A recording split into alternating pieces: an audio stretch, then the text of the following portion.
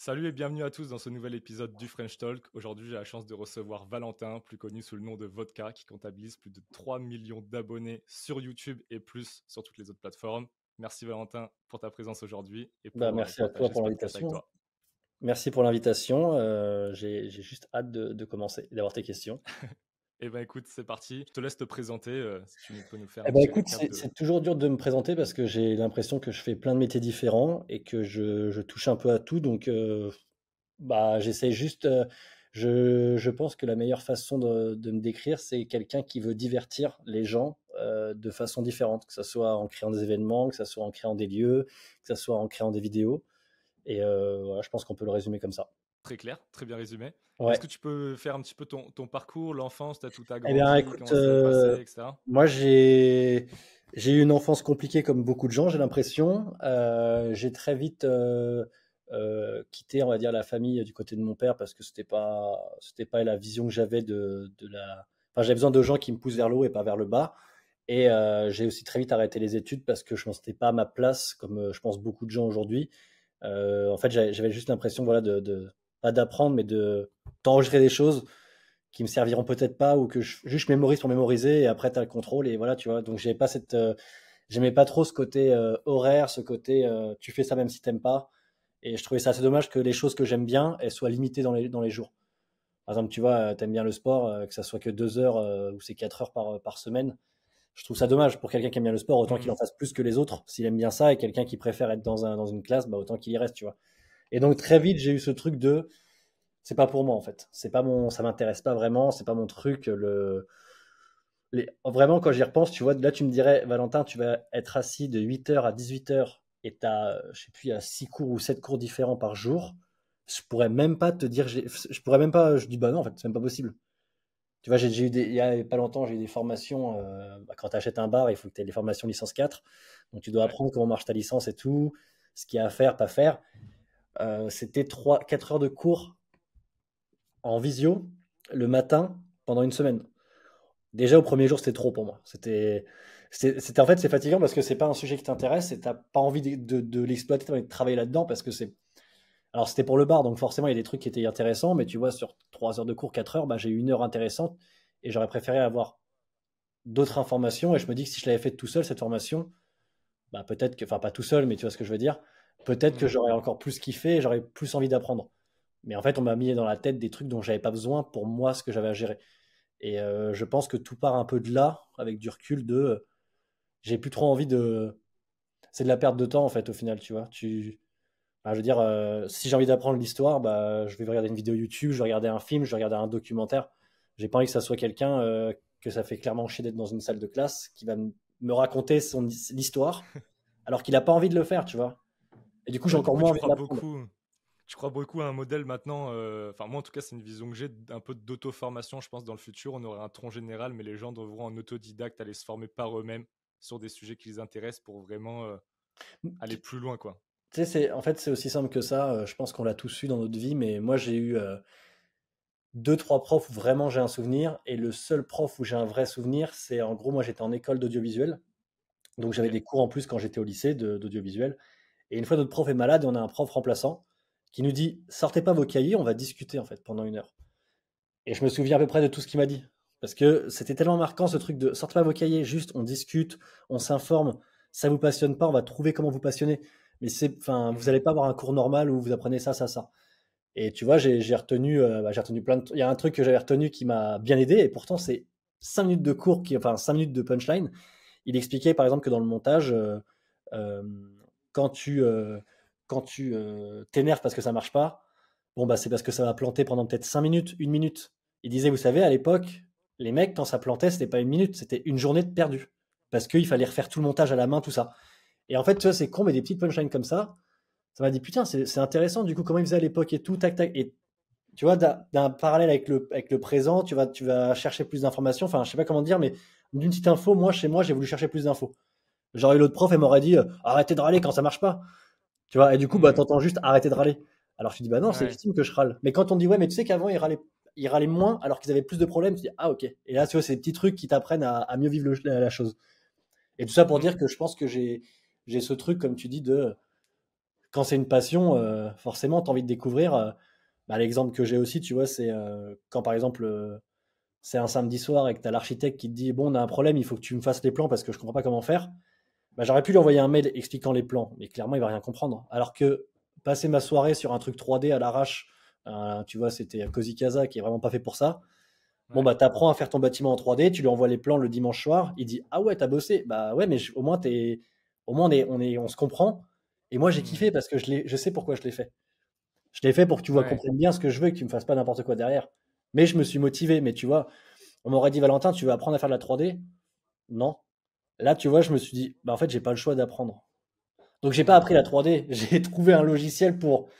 Mais au final, le résultat est bon, tu vois. Et je Ouais, bien trouve sûr. qu'on manque vachement de ça en,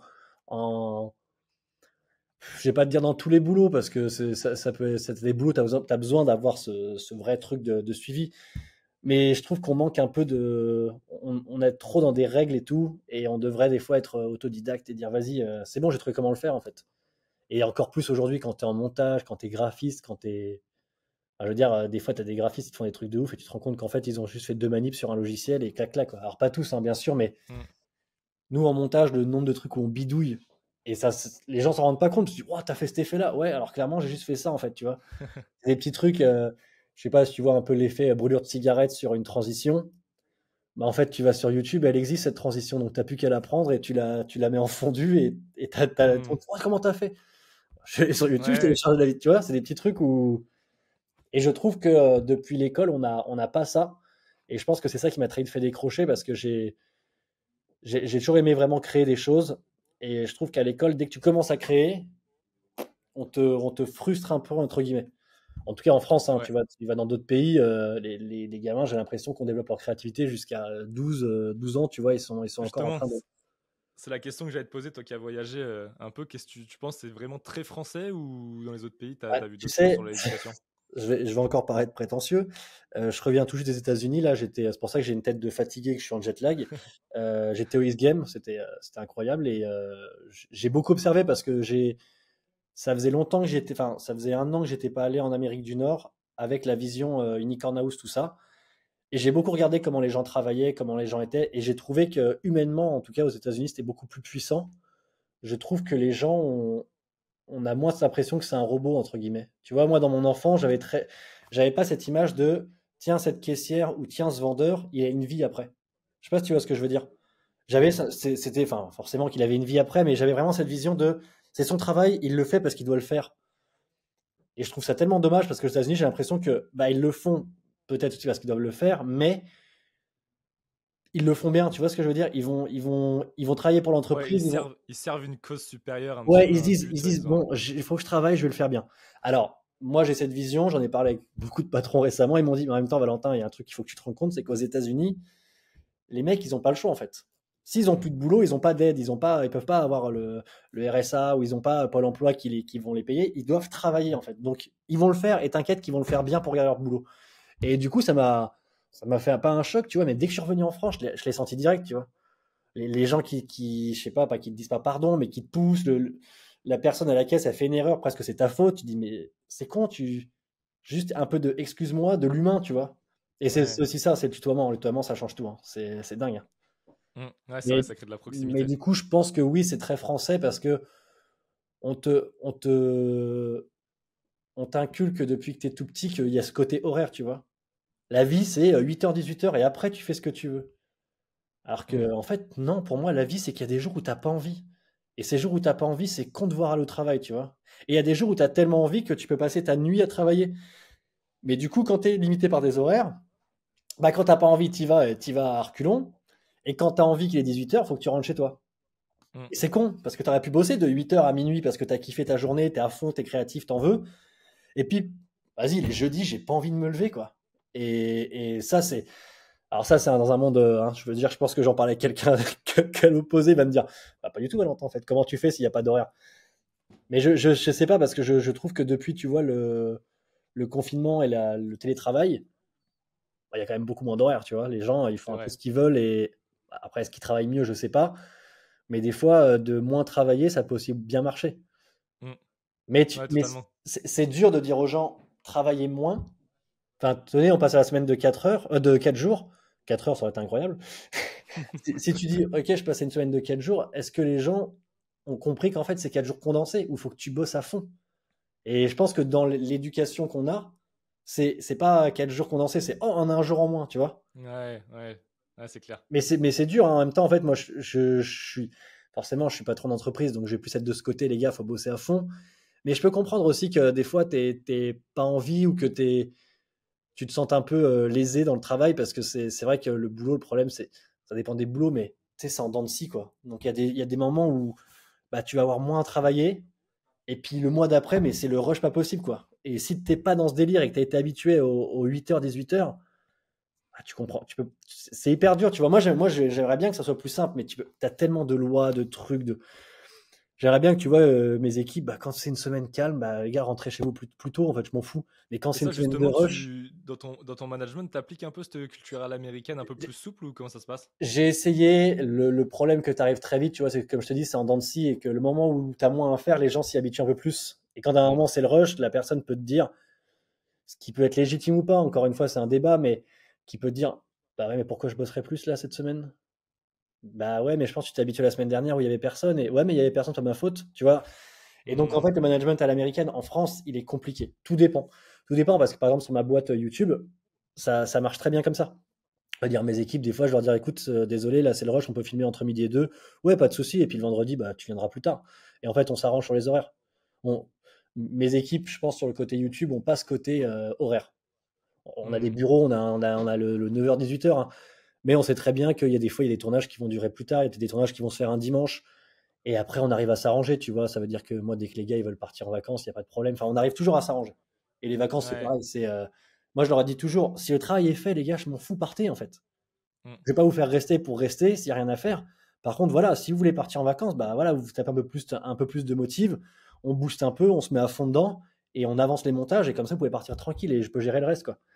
Et c'est des trucs Hmm. qui se mettent en place, mais pas sur toutes les boîtes. Ouais. Aujourd'hui, tu peux Non, pas mais faire c'est ça n'importe quelle boîte. Tu as toujours une personne qui va avoir cette vision différente du travail et qui va dire ah non, mais là on se fait arnaquer, là on se fait ça, et puis ça, et puis ça. Et tu sais, en fait, je leur ai déjà dit à mes équipes, je leur ai dit, moi j'ai du mal avec ça parce que vous allez commencer à me dire ouais, mais nous on veut plus de temps. Je suis ok, bah du coup, vous voulez plus de temps, bah du coup je supprime les pauses parce que pareil, quand vous faites une pause d'un quart d'heure, finalement vous travaillez pas. Donc tu sais, tu arrives dans un truc un peu malsain et j'ai vraiment Ouais, du bien mal sûr. avec ça.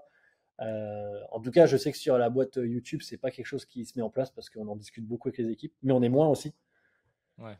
Après, quand tu gères un bar-restaurant avec 25 employés, t'en as forcément un ou deux qui ont une vision totalement différente et qui ont peut-être aussi une famille qui leur a dit ouais, ton patron va toujours essayer de t'arnaquer. Donc, tu vois, c'est un peu un sujet. Je trouve que c'est un sujet hyper compliqué Hmm. parce que tu peux parler avec quelqu'un. Ça reprend un peu ce Reels là qui traînait sur Insta qui disait un gars qui parlait de son contrôle fiscal et il disait la première fois je suis tombé sur une personne horrible qui m'a dégoûté, qui était juste là pour nous la mettre et violent. Et la deuxième fois je suis tombé sur un mec tellement cool qui est venu bosser gratuitement le samedi avec nous pour que le contrôle se passe au mieux. Et moi je pense que c'est pareil, tu vois, mon premier patron c'était une crème, il m'a appris plein de trucs.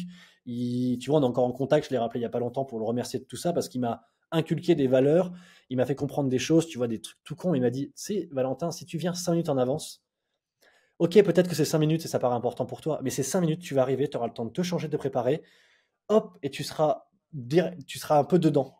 Si tu arrives pile à l'heure, tu arrives pile et tu travailles. C'est pas possible en fait. Tu te rends pas compte que dans ta tête, c'est pas bon.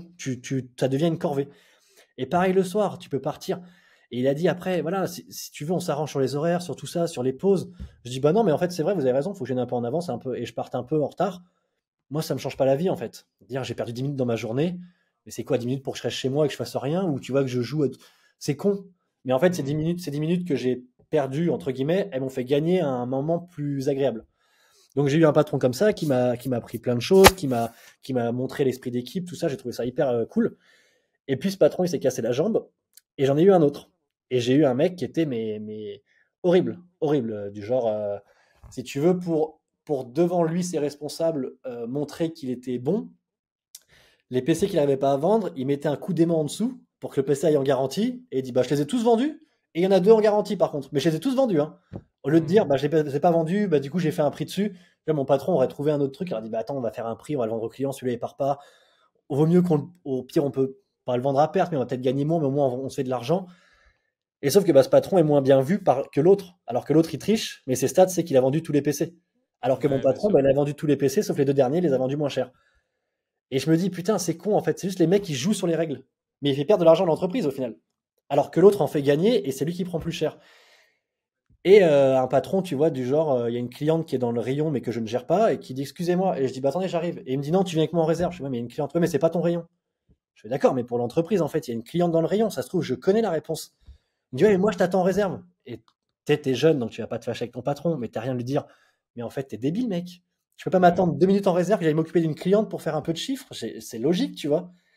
Et en fait, très vite, je me suis dit, ok, j'ai pas envie de travailler avec ce mec. Donc, c'était une fin de CDD, donc ça n'a pas été renouvelé. J'étais en mode, bon, allez, c'est pas grave, je vais pas essayer de refaire un contrat. Mon patron revient au moment où j'arrête mon CDD, il était dégoûté parce qu'il me dit, putain, ils connaissent pas vraiment la valeur de ce que tu sais faire et tout. Et je pense que le fait, justement, aussi pas que je me sois rebellé, tu vois, mais que j'étais un peu en mode, presque, tu sais, j'avais presque dit, mais t'es con, mec. Tu viens de mettre un coup d'aimant dans le PC pour pas le vendre. Mais c'est débile. Là, c'est facile, du coup, on fait brûler le magasin et on dit qu'on a plus de stock à vendre. Enfin, genre, ta logique, elle est débile. Et Hmm. du coup, je lui ai pas dit ça avec les mots, tu vois, mais j'étais un peu vénère et je pense que c'est ça qui a fait qu'ils m'ont pas gardé. Mais tu vois, du coup, je me suis dit, il y a peut-être des gens avec qui j'ai bossé, qui ont eu des patrons tellement horribles, qu'ils ont cette vision de moi et ils ont peur à chaque fois. Quand je leur dis non, mais t'inquiète, on s'arrange, ils disent ouais, je la connais celle-là. Alors que bah non, en fait, Hmm. vraiment, on s'arrange quoi. Ah ouais. Non, c'est Mais vrai que c'est. t'arrives à des moments où tu peux plus presque gérer ça. Moi, j'ai arrêté la gestion d'employés parce que j'y mettais, je pense, un peu trop de cœur et ça me prenait en fait. Ouais. Tu vois, quand j'avais des mecs qui pouvaient commencer à râler, ou les mecs, tu les chopes parce qu'ils font des conneries et c'est des trucs graves et tu te dis, bon, attends, on va trouver des solutions, tac, tac, tac. Et ils arrivent encore à dire que t'es pas un patron cool. Tu te dis, en fait c'est con, quoi. C'est toujours la même chose. Si t'es cool, tu Tu te vois, fais avoir. Mais tu te fais franchement, le avoir. proverbe trop bon, trop con, il a une part de. Enfin, il Je, est je le, totalement je le vrai. ressens bien en ce moment parce que tu vois, je bosse avec des gars et je suis pas tout seul à gérer la Unicorn House. On va dire qu'on est trois. Et on a un des gars qui est plus âgé et lui, tu vois, il a une façon de parler qui est très stricte et ça marche du coup. Et Hmm. c'est ouf parce qu'il parle des fois, pour moi, hyper mal aux équipes et les équipes ne râlent pas. Et quand moi j'arrive en essayant de trouver des solutions, je sais pas pourquoi, mais je me fais défoncer derrière et je me dis putain, mais en fait, c'est ça en fait. Mais c'est une transition que je suis en train de vivre, mais elle est dure. Tu sais, c'est Ouais. compliqué d'être Mais quand droit, c'est pas d'être toi, quand direct. c'est pas tes valeurs aussi, t'es dans C'est, l'empathie et que tu veux c'est- devenir un peu genre un connard, entre guillemets, je mets les parenthèses, mais c'est dur. Ouais, bah après, tu vois, c'est ce que je me dis. Après, en fait, je me dis au fait, on va dire que je suis un connard même quand j'essaie de faire bien les choses. Donc, des fois, autant être un connard, mais c'est pas dans mes C'est vrai. valeurs, entre guillemets, de. Moi, je vois le côté humain et après, en fait, tu te rends compte que, tu vois, tu l'as pas. Moi, j'ai déjà eu enfin, j'ai déjà eu des rendez-vous, là, même il y a pas si longtemps, avec des équipes. Une fille qui travaillait ici, elle me dit, on peut se parler sérieusement, vraiment calmement et tout. Et en fait, elle a passé, alors pas son entretien, mais elle m'a sorti pas mal de mensonges, tu vois. Et sauf qu'à un moment, bah, je lui ai dit, mais en fait, là, tu me mens, je le sais. Genre, ah oui, ouais, j'avoue. Je lui ai dit, mais comment tu veux que je te fasse confiance? Et en fait, je me suis dit, oh, peut-être qu'ils pensent que je suis un peu comme ça à mentir et tout, mais non, en fait, j'essaie de vous montrer ce qui se passe et tout. Quand des fois, tu leur dis, écoutez, en ce moment, c'est un peu la crise, c'est compliqué, donc bah, les primes, tout ça, on va peut-être attendre plus tard que ça se passe mieux. Je pense qu'ils se disent au fond d'eux, ouais, en fait, il nous ment. Il garde l'argent pour lui et tout. Après, j'ai toujours cette belle phrase de dire, je vous rappelle que j'ai pas de salaire. Mais ils vont te dire, bah ouais, mais en même temps, c'est toi qui as voulu créer l'entreprise. Enfin, tu vois, après, ça devient un peu un conflit et c'est pas bon, quoi. Ouais, ouais, non, mais je te rejoins à 100% sur tout ça, c'est hyper compliqué. Moi, c'est un truc, je suis très mauvais, et comme toi, en fait, j'ai voulu progresser, je me suis aperçu que chacun avait son domaine de compétences, et maintenant, je délègue et j'ai toujours quelqu'un qui vient manager, parce que c'est l'humain, en fait, je trouve, c'est le plus dur du monde. Et tu vois, je pensais que j'allais être bon quand j'étais petit, parce que je suis très dans l'humain, dans l'empathie, et en fait, je suis très, très mauvais, parce qu'en fait, je me fais rouler dessus. Je pense Je me qu'on fais est pas pareil. respecter. J'ai cette impression d'être dans l'empathie. Beaucoup de gens me disent, bah non, t'es pas trop dans l'empathie. Et je vois ce que tu veux dire. En fait, tu l'es, Sans mais l'être. ouais, en fait, tu penses que tu l'es, mais tu l'es pas. Et c'est C'est surtout possible. que au fond de toi, tu l'es, mais dans tes mots, tu l'es pas. Je sais, c'est ce que j'ai ressenti. J'ai eu ça comme j'ai eu des conflits avec des gens là-dessus où moi, je pensais bien faire les choses et je me rendais compte que ça allait pas. Et j'ai essayé aussi de moins le faire. Et j'ai aussi un autre problème. Bah, j'ai eu ça récemment avec un employé. C'est que je sais pas comment dire ça sans paraître prétentieux, mais j'aime bien pas corriger les gens, mais leur dire en fait, mec, ça, faut que tu le changes et je peux t'aider. Et, tu sais, et je me rends compte qu'en fait, quand tu dis ça à quelqu'un, suivant la personne, il y en a, ils le prennent hyper mal. Au lieu de se dire, Mhm. il veut m'aider, en fait, il veut me changer. Mais non, Mhm. c'est juste que je vois que par exemple, tu es quelqu'un de très négatif et je veux être là pour te dire et tout. J'ai eu ça avec un employé pendant 1 heure. 1 heure, je lui expliquais tout. Mais vraiment hyper négatif, tu vois. Il me dit à un moment, il me dit ouais, il y a plus personne à la Unicorn House. Je dis bah attends, c'est normal, c'est l'été, on va retrouver du monde, ça va, c'est une période compliquée, mais en septembre ça va repartir. En septembre ça repart. Ouais, mais là il y a trop de monde. Je dis mec, tu te rends compte à quel point t'es négatif. Il y a pas de monde, tu râles, il y a du monde, tu râles. Tu me demandes de ramener du monde, il y a même pas un merci. Je me suis motivé et tout, j'ai fait de la com à fond. Et il y a rien. Tu dis, ouais, ouais, je dis pas le contraire. Je dis, mais tu vois, tu as des façons de répondre qui sont très négatives. Et tu sais que ça Mhm. change, ça prend du temps, mais moi, je peux t'aider. Et est-ce que tu as envie que je t'aide? Ouais, ouais, ouais. Enfin, ouais, ouais, tu sens que tu le fais chier et tout. Donc, je me dis, bon, écoute, en tout cas, tu as mon numéro, tu m'appelles et tout. En tout cas, juste ce soir, s'il te plaît, donne-toi à fond pour savoir si tu aimes bien ce métier ou pas. Parce que ça se trouve, tu l'aimes pas ce métier. Donne-toi à fond au moins un jour. Et je me rends compte sur les caméras de surveillance qu'en fait, le gars se fout de ma gueule. Il est dans la cuisine, il est en train de danser, tu vois. T'es là, tu regardes les Mhm. caméras, tu te dis putain, j'ai perdu 1 heure en fait. Et je passe encore pour le méchant parce que bah, moi de ma vision, c'est j'ai voulu aider quelqu'un, mais de sa vision, c'est ouais, mon patron me manipule pour que je sois un meilleur employé. Et pas du tout en Ouais, fait. ouais. Pour le coup, il y a vraiment un côté humain de mec, j'ai envie de t'aider parce que j'étais comme toi avant. J'ai eu des périodes où j'étais tellement négatif que c'est énervant. Et bah, quand t'as un mec comme ça dans ton équipe, tu peux être sûr que tout le monde prend cher au final. Tu sais, il va voir les gens à Et là, part. tu Hein, sais, il y a une question qui me vient justement par rapport à tout ce que tu dis. Voilà, le podcast, ça part totalement en Ah freestyle. On bah, est déjà à la je fin. t'avais dit, tu me poses une question. Non, mais c'est cool, c'est cool. Mais j'ai une question qui me vient, c'est justement en sachant tout ça. Tu sais, en ce moment, il y a des modèles qui sont très solopreneurs. En gros, tu te recentres un peu sur toi-même, tu crées tes boîtes et tu t'entoures de freelance, mais il n'y a plus trop de gestion de l'humain en mode Ouais. CDD, CDI, etc. Et toi, en sachant ça, tu as quand même monté ce projet, la Unicorn House, avec des salariés et tout. C'est Comment tu l'as fait en sachant que tu allais avoir ces problématiques, que l'humain, c'est quand Bah, même galère et tout. C'est pas des freins, ça n'a pas été un frein. non, je pensais pas avoir autant de problématiques. Pour tout te dire, en gros, bah, le Covid a quand même atteint mes entreprises. Tu vois, je suis dans l'alimentaire Hmm, et je suis enfin, dans la bar-restauration et dans le textile et ces entreprises qui ont été touchées par le Covid. Donc, j'ai bien sûr. senti quand même une baisse des finances et du coup, ça a inquiété les équipes. Et au lieu de, bah, pas tous, tu vois, il y en a l'autre se motiver. Ils se sont dit, bon, c'est bon, on va fermer, ça sert à rien de se motiver plus que ça. Et ça crée un peu une discorde dans les équipes. Et je sais pas comment dire, mais sur Unicorn House, ouais, je me suis dit ça va trop bien, ça va être trop bien. En fait, je pensais pas à toutes ces visions et c'est ce que je t'ai dit. Je pensais pas qu'il y avait des gens qui avaient cette vision de mon patron il m'arnaque, mon patron il cherche à me la mettre. Tu vois ce que je veux dire? Et je me suis dit Hmm, c'était un truc en mode putain merde, je me suis peut-être trompé là-dessus. Alors du coup c'est un nouveau boulot, hein, puis j'ai des gens qui gèrent ça pour moi. Mais c'est vrai qu'aujourd'hui, c'est vrai que travailler en freelance des fois c'est plus simple. hmm. Il y en a plein qui vont dire bah non c'est horrible, on a zéro sécu. Moi, je suis patron, donc forcément, j'ai cette vision, mais je trouve que des fois, tu as trop de sécu quand tu es employé, et c'est vrai que quand tu es entrepreneur, tu pas assez de sécu. Quand je dis de Hmm. sécu, c'est de l'aide, des assistances, quand tu es malade, quand, je sais pas, tu as une entreprise qui veut te la mettre. Un mec qui est entrepreneur, je sais pas, il peut bosser avec des gens qui vont dire, ouais, tu sais quoi, je te paye jamais la facture, ils peuvent rien faire, ils sont tout seuls. Ils sont Ouais, c'est jeunes clair. souvent. Comment tu veux que le mec il prenne un avocat, il vient de débuter. Après, je trouve que c'est une façon différente de bosser. Moi, je préfère être avec que des entrepreneurs, mais aujourd'hui, c'est plus compliqué parce que enfin, sur une House, tu peux pas. Forcément, tu Ouais, peux tu peux pas. pas, tu peux pas. Et puis, il y a ça pose quand même des problématiques. Si je prends un mec, par exemple, auto-entrepreneur sur la com, sur une House, bah, le jour où il veut plus travailler pour moi, il a juste à dire, bon non, je travaille pas ce mois-ci, tac, et je suis un peu dans la merde. Un mec qui est en CDI, bon, bah, il peut pas trop faire ça, tu vois. Mais par contre, s'il veut aussi moins bosser, il peut le faire et je dois continuer de le payer. Donc, c'est assez compliqué. Et après, moi aujourd'hui, tu vois, je le joue plus franc avec les équipes parce que bah, je maîtrise plus mon budget qu'avant. Avant, c'était quand même les débuts de YouTube, donc forcément, tu vois, ça marchait à fond. Sur aujourd'hui, quand j'ai un nouveau projet, par exemple, tu vois, je m'étais lancé sur TikTok, sur refaire mes vidéos sur TikTok. J'ai pris un gars en auto-entrepreneur parce que faire un contrat à un mec, si ça marche pas, je sais pas. Et je lui ai posé les bases directes. J'écoute, voilà, je te paye tant pour tant de vidéos pour un mois. Si dans un mois, ça n'a pas rapporté combien je t'ai payé, bah désolé, je perds de l'argent, je peux pas te garder. Il m'a dit ok, on est d'accord là-dessus. Et quand on a fini, bah en effet, ça n'a pas marché. Et il l'a compris, tu vois. J'aurais eu un mec en CDD ou en CDI, bah lui expliquer. Et il va Hmm. dire bah ouais, mais c'est pas ma faute, nanana. Là, le gars, je lui ai dit, c'est pas ta faute, c'est pas la mienne. Ça a juste pas pris sur TikTok, tant pis. Et il l'a compris, Ouais, tu bien vois. sûr. Et c'est plus simple. Mais après, encore une fois, le mec qui est entrepreneur, il est plus humain pour moi et il est plus dans ma vision de je compte pas mes heures et tout, tu vois. Ouais, c'est Et ça, ça reste un entrepreneur, quoi. Donc, ouais, c'est même ça. mindset. Et après, bah, c'est sûr que c'est très compliqué. Moi, je suis arrivé je suis entrepreneur et je suis arrivé dans un projet qui implique beaucoup de gens qui ne sont pas entrepreneurs. Je vais t'en citer un, c'est la banque. La banque, le mec, il est midi 29. Ah, par contre, je dois raccrocher, là, j'ai fini. Ouais, mais en fait, on est en train de travailler, là, on a un vrai problème, on a une galère, c'est maintenant, il faut la régler. Bah, écoutez, je vous rappelle à 13h30. Et il raccroche. T'es en mode, mais quoi? Mais mec, tu peux pas Hmm. prendre 5 minutes. Et toi, t'es là-dedans, donc tu vas.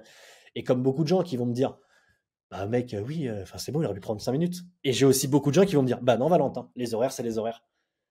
Et Hmm. je trouve qu'il n'y a pas le milieu de ouf, quoi. Tu vois, c'est soit t'es en mode, les horaires, c'est les horaires, soit je fais un peu ce que je veux. Et je suis toujours un peu.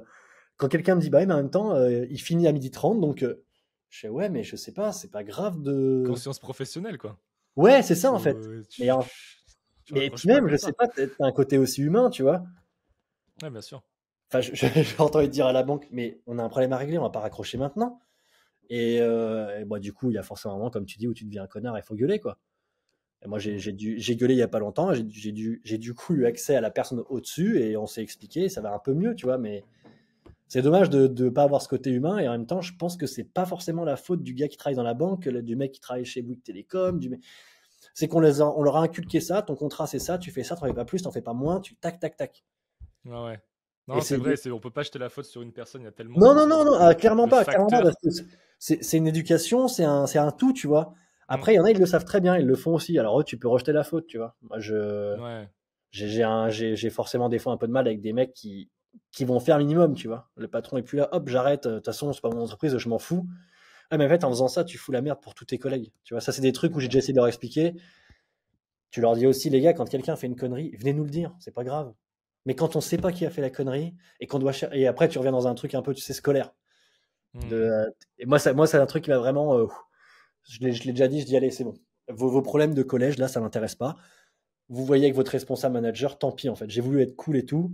Et je t'avoue que depuis que j'ai un peu dit, ça m'intéresse plus, je ne veux plus être dans vos histoires, ça va quand même mieux au niveau du moral.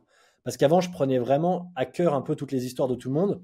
Et tu te retrouves dans plein d'embrouilles, mais comme au collège, comme au lycée, comme dans la vie, t'as pas tous les mots. Tu vois ce que je veux dire? Le Hmm, mec, il hmm. va te dire Ouais, que c'est le clair. positif. Il va pas te dire, et du coup, tu te retrouves à gérer des conflits.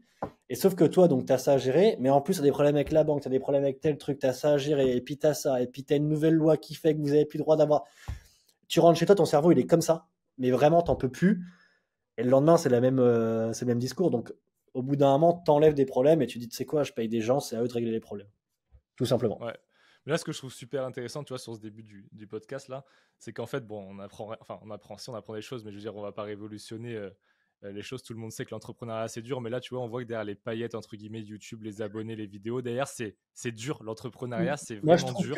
Il y a je de trouve l'humain, tout qu'on est dur. Ouais, je trouve on a trop vendu ce truc de YouTube, c'est facile, YouTube, c'est ça. Parce que tu as des YouTubeurs où clairement c'est facile. Les mecs, ils font que des lives, après ils recoupent leurs lives et ils en font pas plus et ça leur suffit. Moi, j'ai vraiment eu cette envie de travailler avec des passionnés, et de faire évoluer les choses et en fait, je sais pas comment dire. Un mec euh, qui a envie de changer de vie, j'ai envie de l'aider, mais je dis par contre, ça va pas être facile. Mais j'ai envie de l'aider, j'ai envie de lui donner cette chance et tout de vas-y, viens, on casse les codes et tout, on travaille différemment et tout. Et des fois ça marche et des fois ça marche pas parce que le mec, même s'il casse les codes, il a toujours ce petit côté un peu à l'ancienne. Et après, ouais, sur ce qu'on disait là avant sur YouTube, j'avoue que des fois, tu as des YouTubeurs, ils vendent ça en mode. Les YouTubeurs, ils font des interviews, ils font des trucs. Ah ouais, bah moi, mon entreprise, elle gagne 100 000 par mois. Ok. Donc, du coup, là, en fait, les gens qui savent pas ce que c'est qu'une entreprise, tu viens de leur dire mot pour mot que tu gagnes 100 000 par mois. Ouais, ça, c'est en plus, ça, Donc, c'est ça veut dire pareil que en France quand. quand tu dis que tu gagnes 100 000 en CA et les gens ils pensent que tu as 100 000 dans ta poche. Ouais, c'est ça, c'est ça. Et du coup, Ouais. t'as ça derrière. Et puis moi, tu vois, je vais faire une vidéo ou je vais faire une story en disant, bah écoutez, les gars, là, j'ai une galère et tout, faut que je trouve une solution.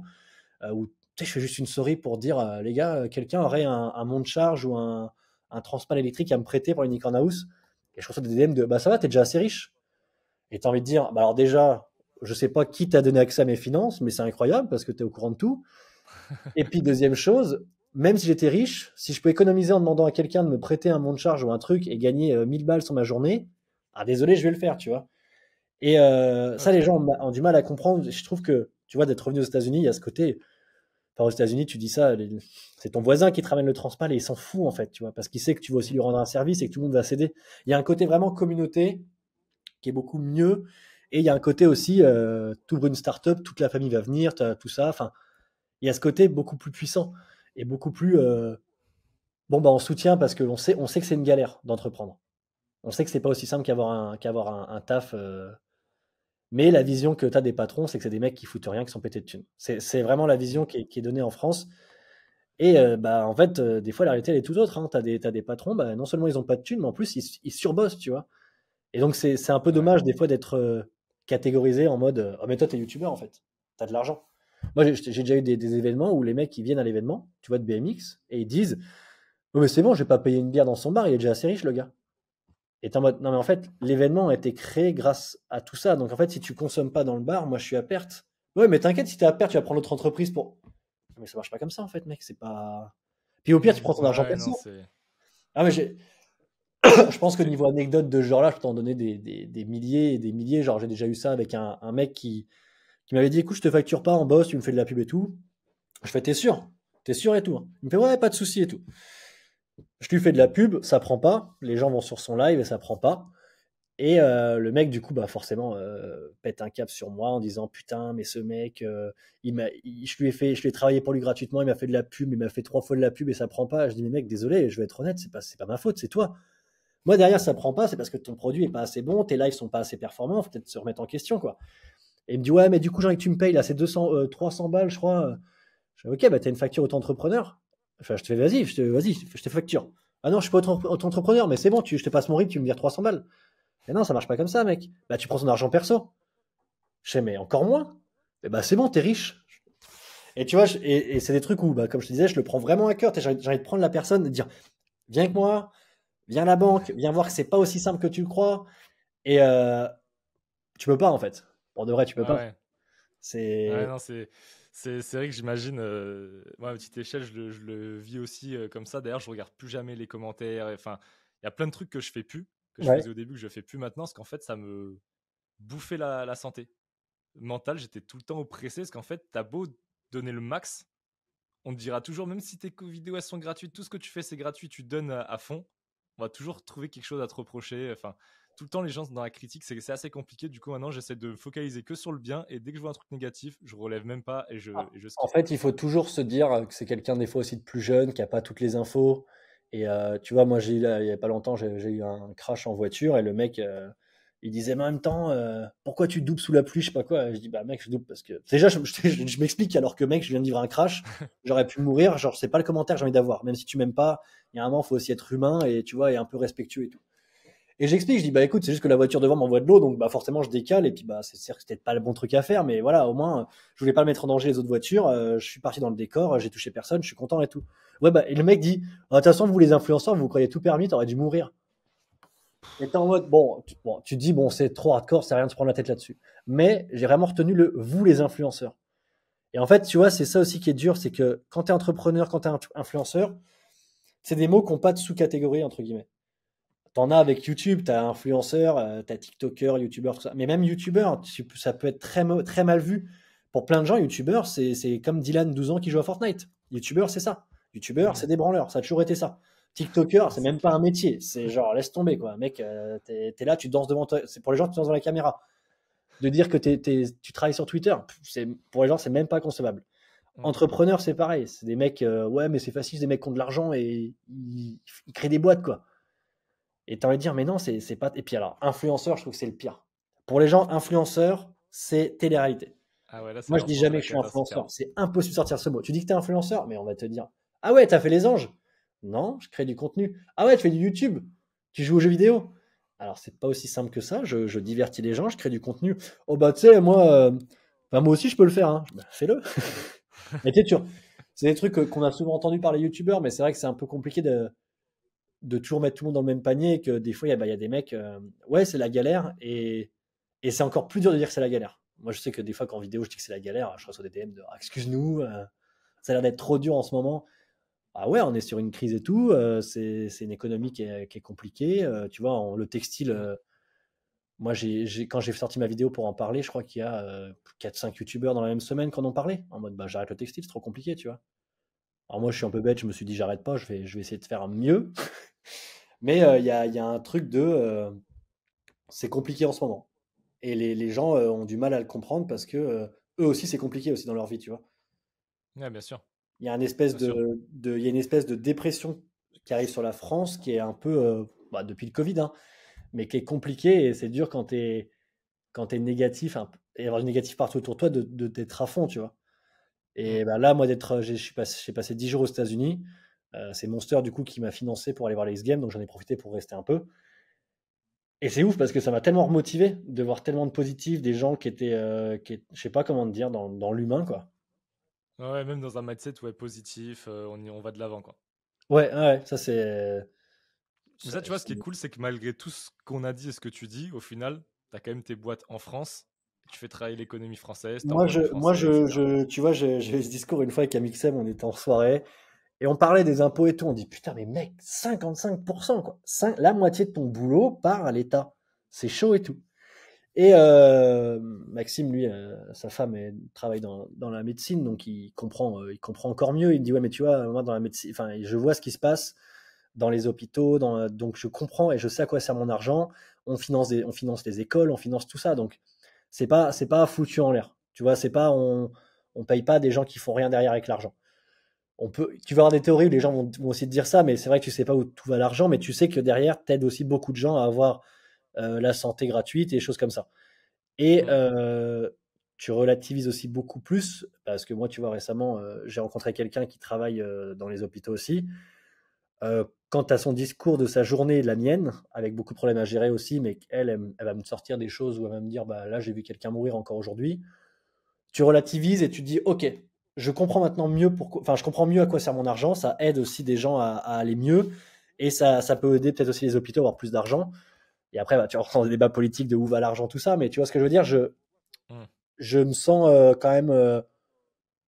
Je sais que je fais pas ça dans le vent, et je sais qu'une partie de l'argent que je génère va aussi aider beaucoup de gens. En plus de créer de l'emploi, parce que ça, on s'en rend pas compte, mais créer de l'emploi, c'est. Tu vois, il y a pas longtemps, j'ai lu qu'un footballeur, quand il rentrait dans un club, il créait une quinzaine d'emplois. Et tout le monde trouvait ça incroyable. Ah, je veux dire, moi, je crée 30 emplois, tu vois. J'ai envie de dire, les gars, s'il vous plaît, applaudissez-moi comme un footballeur, quoi. Donnez-moi les mêmes moyens. Mais tu seras pas autant valorisé. Ça veut dire que ton image, c'est ouais, mais t'es un patron, donc t'en as juste plein d'argent, tu vois. Et bah, j'ai 3 boîtes et il y en a qu'une qui me paye. Il y en a une qui me paye quand elle peut. Et sinon, bah, j'attends, tu vois, je me dis, bah ouais, mais ça, c'est de l'argent en plus pour la boîte. Mm. Donc, bah, c'est pas grave. Je vais vivre différemment pendant 2, 3 mois, tu vois. Après, en fait, il y a un moment, j'ai fait la bonne idée, c'est que j'ai pas mis de chauffage chez moi pour économiser de l'argent, pas me prendre de salaire. Du coup, en fait, si j'ai pris mon salaire, il partait dans le chauffage, donc ça servait à rien. Mais je travaillais plus la journée. Comme ça, je restais au bureau, je travaillais plus. Et quand je rentrais chez moi, j'ai pas besoin de chauffer, puisque je venais juste dormir chez moi. J'avais juste besoin de chauffer une pièce, tu vois. Et Mm. c'est des petits trucs où on le voit pas forcément, tu vois. Je trouve que ça, c'est l'envers du Bien sûr. décor. Et même ça, je pourrais le dire en vidéo et les gens diraient, ah, excuse-nous, le bon prince, mais pas, tu vois. Alors que non, c'est juste pour dire que on fait beaucoup de concessions. Et Ouais, on, non, mais je suis totalement d'accord. Si tu fais une vidéo, les gens vont dire ah, il se plaint, il a besoin de compassion, machin. Tu le fais pas, du coup, les gens savent pas, ils pensent que t'es tout le temps riche. Enfin, de toute façon, peu importe ce que tu fasses, tu vas tu toujours te sais, faire, entre guillemets, lyncher par une. C'est toujours une minorité, mais comme c'est la plus bruyante, ça fait toujours mal, quoi. putain, j'ai plus le nom du Romain Fraissinet, je sais plus, qui Ouais. disait que en gros c'est horrible Internet parce que ce qui est horrible c'est qu'il y a des gens qui sont jamais d'accord avec toi, quoi que tu dises. Et ce qui est horrible c'est que quoi que tu dises, il y a des gens qui sont d'accord avec toi. Et ça c'est horrible. Et en fait c'est ce que je me rends compte, c'est que c'est devenu. Moi tu vois, ça fait 10 ans que je fais des vidéos, ça fait 10 ans que je cherche à divertir les gens par tous les moyens possibles. C'est un truc qui me. C'est toujours ce que j'ai vu quand j'étais petit à la télé. Je trouvais ça trop bien les spectacles, les trucs comme ça, et j'ai envie de faire pareil. Et je sais pas comment dire, mais enfin, c'est horrible parce que je sais des fois plus où j'en suis. Je sais plus qui je dois croire, qui je dois écouter. Quand les gens me disent fais des vidéos plus longues, est-ce que vraiment faut que je le fasse? Est-ce que tu vois? Je suis devenu dans un truc où les commentaires c'est compliqué pour moi parce que j'ai eu tellement d'avis que je ne sais plus. Et puis comme je te disais, tu vois, tu sais pas si les gens ils sont d'accord parce qu'ils t'aiment bien, ou ils sont d'accord parce que vraiment c'est ce qu'ils veulent, ou ils sont d'accord même pour faire semblant, pour te faire chier. Le nombre de youtubeurs que j'ai vu faire une vidéo, putain, vous me cassez les couilles, vous êtes 100 à me demander que je fasse une vidéo sur tel jeu, je la sors et elle fait pas de vues. Bah ouais, mon gars, il y a que 100 personnes qui ont demandé. Donc c'est rien en fait. Hmm. S'il y avait 10 000 personnes, tu aurais 10 000 vues assurées, mais là il y a que 100 personnes, donc tu as 100 vues assurées. Et c'est aussi simple que ça. Et il faut réussir à un moment à Hmm. passer, mais ça revient à ce qu'on disait. Est-ce que je suis pas un connard quand j'écoute pas les commentaires? Tu vois ce que je veux dire? Ouais, bien sûr. Moi, moi, c'est le Je vrai pense que truc le plus que j'ai. important, c'est de, de faire en fait ce qui nous plaît au quotidien et rester nous-mêmes et kiffer. Et les gens qui aiment cette vibe, bah, ils restent. Et ceux qui aiment pas, bah, ils zappent. Mais le problème, c'est que ceux qui aiment pas, des fois, ils zappent pas et ils critiquent quand même. Ouais, C'est ouais, ça mais qui ça, me alors ça perturbe le après, c'est plus. la critique, je trouve que pour moi, c'est plus des phases. Il y a des phases où vraiment je peux passer au-dessus, puis il y a des phases où. En fait, tu sais, c'est vraiment, tu descends, il y a un moment, t'es en bas, tu t'en fous et tu remontes et ça t'écoute pas. Et il y a un moment, t'es au top et t'écoutes un peu trop, et du coup, tu commences à réécouter les commentaires, et puis là, tu rebaisses. C'est aussi simple que ça. Hmm. De toute façon, c'est une montagne russe, hein. L'entrepreneuriat, pour moi, c'est une montagne russe. T'as des Ouais, moments où tout totalement. est positif, ça va à fond, et des moments où tout est négatif et c'est relou. C'est le jeu, en fait, hein. Mm. D'ailleurs, comme le podcast il est tourné autour de l'entrepreneuriat, là, je sors deux compétences pour ceux qui écoutent qui paraissent clés sur ce que tu as dit. C'est vraiment aujourd'hui, recrutement, c'est une compétence de ouf, de bien savoir recruter et aussi après d'être bon manager. Ça s'apprend, il y a des formations et des bouquins, enfin bref, moi je le suis pas forcément, mais c'est deux compétences sous-estimées auxquelles on pense pas. Moi d'ailleurs, j'avais jamais trop anticipé. Je me suis dit, bon, ça doit vraiment être en bas de la liste, je m'en fous. Mais en vrai, savoir recruter et monter une, une team de fou dès le départ d'un projet, je trouve que c'est hyper important. Tu sais, tu peux avoir la team de rêve, entre guillemets. Moi, je dis toujours ça à tout le monde, et même je dis toujours même dans mon couple, j'explique toujours ça à ma copine. Je lui explique que tu peux me voir comme le mec le plus parfait et tout. Peut-être que je vais vivre une dépression ou un choc dans ma vie qui va faire que je vais changer. Et je dis, c'est la même chose Hmm. dans toutes les relations. Tu peux avoir l'employé le plus parfait du monde. Le mec, il est à fond. Imagine un gars, un monteur qui vit pour ton montage. Il a pas d'horaire, il fait ce qu'il veut, tu t'as trop confiance et tout. Et un jour, il rencontre une meuf. Il dit, ah bah j'aimerais bien qu'on passe du temps ensemble le soir. Ok. Et là, le mec, d'un seul coup, il devient 8h, 18h. Tu vois ce que je veux dire? Tu peux passer d'une personne qui était à fond et tout, et qui peut changer. Et après, il y a forcément des façons de travailler différemment, mais c'est vrai que c'est toujours une peur que tu as d'avoir un changement dans ton équipe. Et puis toi aussi, tu peux changer, du coup, ton équipe change parce qu'ils ne te voient plus de la même façon. C'est hyper dur. Et j'avoue que le management, moi, j'ai mis beaucoup de temps à comprendre déjà que c'était plus à moi de le faire. Et j'ai mis beaucoup de temps à comprendre que en fait, chaque personne est différente. Il y a des personnes dans mon équipe, tous les 3 mois, faut que je les motive. Faut que je leur pète un bon cap dessus en mode, mec, je sais ce que tu vaux, là, tu vas pas bien, fais ça, ça, ça, ça, prends une semaine, on trouve des solutions. T'en as, t'as rien besoin de faire. C'est presque un bonheur et c'est presque horrible. Parce que t'as envie de dire, on peut te cloner, parce que c'est trop bien de travailler avec Hmm. toi. Et puis t'en as presque tous les jours. Il faut les aider, les aider, les aider, les aider. Et t'as envie, en fait, tu vois, en fait, je pense que comme n'importe qui a créé sa première boîte, au début, t'as pas envie de virer des gens, t'as pas envie. Tu dis non, on va s'accrocher. Ce mec-là, j'ai créé la boîte, c'est le premier à me rejoindre. Il sera là jusqu'au bout. Et en fait, tu te rends compte que non, pour de vrai, les gens, alors pas partent rapidement, mais il faut vraiment trouver le mec avec qui tu t'entends, qui a la même vision et tout. Et moi, tu vois, par exemple, sur ma boîte YouTube, j'ai un monteur. Je me suis rendu compte en soirée que c'est lui qui montait les vidéos de BMX que je regardais quand j'étais plus petit. En gros, on a le même âge, mais quand j'avais 15-16 ans, lui, il regardait, il faisait des montages et moi, c'est les vidéos que je regardais. Et un soir, on discute, il est là et il fait, ah ouais, c'est moi qui ai monté cette vidéo. Et dans ma tête, je l'ai vu comme Jésus, tu vois, c'était le Messie. Je fais, mec, c'est grâce à toi que j'écoute telle musique, que je suis inspiré et tout. Et on a les mêmes visions sur plein de choses. Je suis son patron, mais il n'y a jamais eu ce ressenti. Pour moi, on est potes et tout. Quand il faut travailler, enfin, il n'y a jamais ce ah, par contre, tu me parles pas. Enfin, je sais pas ce que je veux dire, mais pour moi, on est juste deux potes qui ont créé le truc. Et lui, il a la sécurité, mais il en veut aussi. Et on s'est bien trouvé parce qu'il filme du BMX, moi je filme du BMX, on va sur les événements de BMX ensemble. Enfin, il y a une vraie cohésion et je pense que sans qu'il s'en rende compte, il m'a beaucoup aidé sur plein de choses, tu vois. Il y a plein de Hmm. choses où il m'a guidé, entre guillemets, sur comment. Tiens, tu devrais plutôt faire ça dans cette vidéo, ça. Et en fait, il y a une époque aussi où je n'aurais jamais écouté, tu vois. Pour moi, le monteur, il fait le montage, il n'a pas à me donner son avis sur le truc. Mais c'est parce que j'étais bête Hmm. aussi. Aujourd'hui, il m'envoie un script. Tiens, j'ai pensé à ça comme intro, t'en penses quoi? Bah ouais, juste, j'aurais peut-être changé cette ligne, c'est pas trop moi ça, mais ah, ok, vas-y. Mais c'est trop bien, tu vois, ça me Ouais. décharge, c'est une décharge de travail, c'est mieux pour moi. Hmm. Ouais, je comprends. Et est-ce qu'on peut retourner juste maintenant un petit peu dans l'enfance quand du coup, tu vas jusqu'au bac, après tu fais une école ou t'arrêtes au bac, Non, t'arrêtes avant, c'est... en gros, moi, si tu veux, j'ai eu mon brevet. Après, je suis allé en bac S parce que, bah, Ok. tu vois ce que je disais, niveau familial, enfin, Je suis allé au lycée, mais après, je suis allé en bac S. Je voulais pas du tout faire ça. C'est mon père qui m'obligeait. Il m'a dit, si tu fais pas S, tu n'arriveras à rien dans la vie. Et je dis, ouais, mais moi, ça m'intéresse pas. Je viens de faire un bac ES. Bref, il m'a dit, ok, bah, va faire un bac ES, mais moi, je signe pas. Donc, clairement, il m'a dit, bah, en fait, tu peux pas faire bac ES. J'ai fait S. Ça a été très dur parce que c'était pas du tout mon milieu. C'était pas du tout ce que j'aimais. Donc, entre les critiques, entre guillemets, de la classe et les mauvaises notes et un truc où tu te sens pas à ta place, c'est très fatigant. C'est déprimant même. Ensuite, bah, quand j'ai vu que ça m'allait pas, le conseil de classe m'a dit il faut qu'on passe en STMG. Donc c'est vraiment, c'est la vie, hein, mais t'as le bac S et t'as le bac STMG, hein. Tu tombes d'une échelle, mais violente. Forcément, tout le monde le sait, donc c'est encore plus dur parce que tu te dis j'aurais fait ES, j'en serais peut-être pas là et tout. Donc t'as non seulement t'es dans un truc où tu n'y arrives pas, mais on te met dans un truc où vraiment c'est des mecs qui veulent pas trop être dans le lycée, quoi. Enfin, j'allais en cours, les mecs ils regardaient des films sur leur téléphone, ils s'en foutaient et les profs disaient rien. Hmm. Et je me suis dit, putain, mais en fait, non seulement je suis en bas de l'échelle, mais j'aime toujours pas ça, quoi. Je suis toujours pas bien à ma place. J'allais pas en Hmm. cours, j'allais qu'au contrôle. Forcément, tu vois, en maths, bah, j'avais des putains de notes parce que j'avais fait un bac S, j'avais pas non plus rien fait là-bas, donc j'avais appris des trucs. Enfin, presque, j'allais dire, en STMG, on fait des multiplications, quoi. Et j'étais en mode, non, mais sérieux, que j'ai pas que ça à faire. Donc j'ai arrêté le lycée à la moitié. J'ai arrêté en première à la moitié.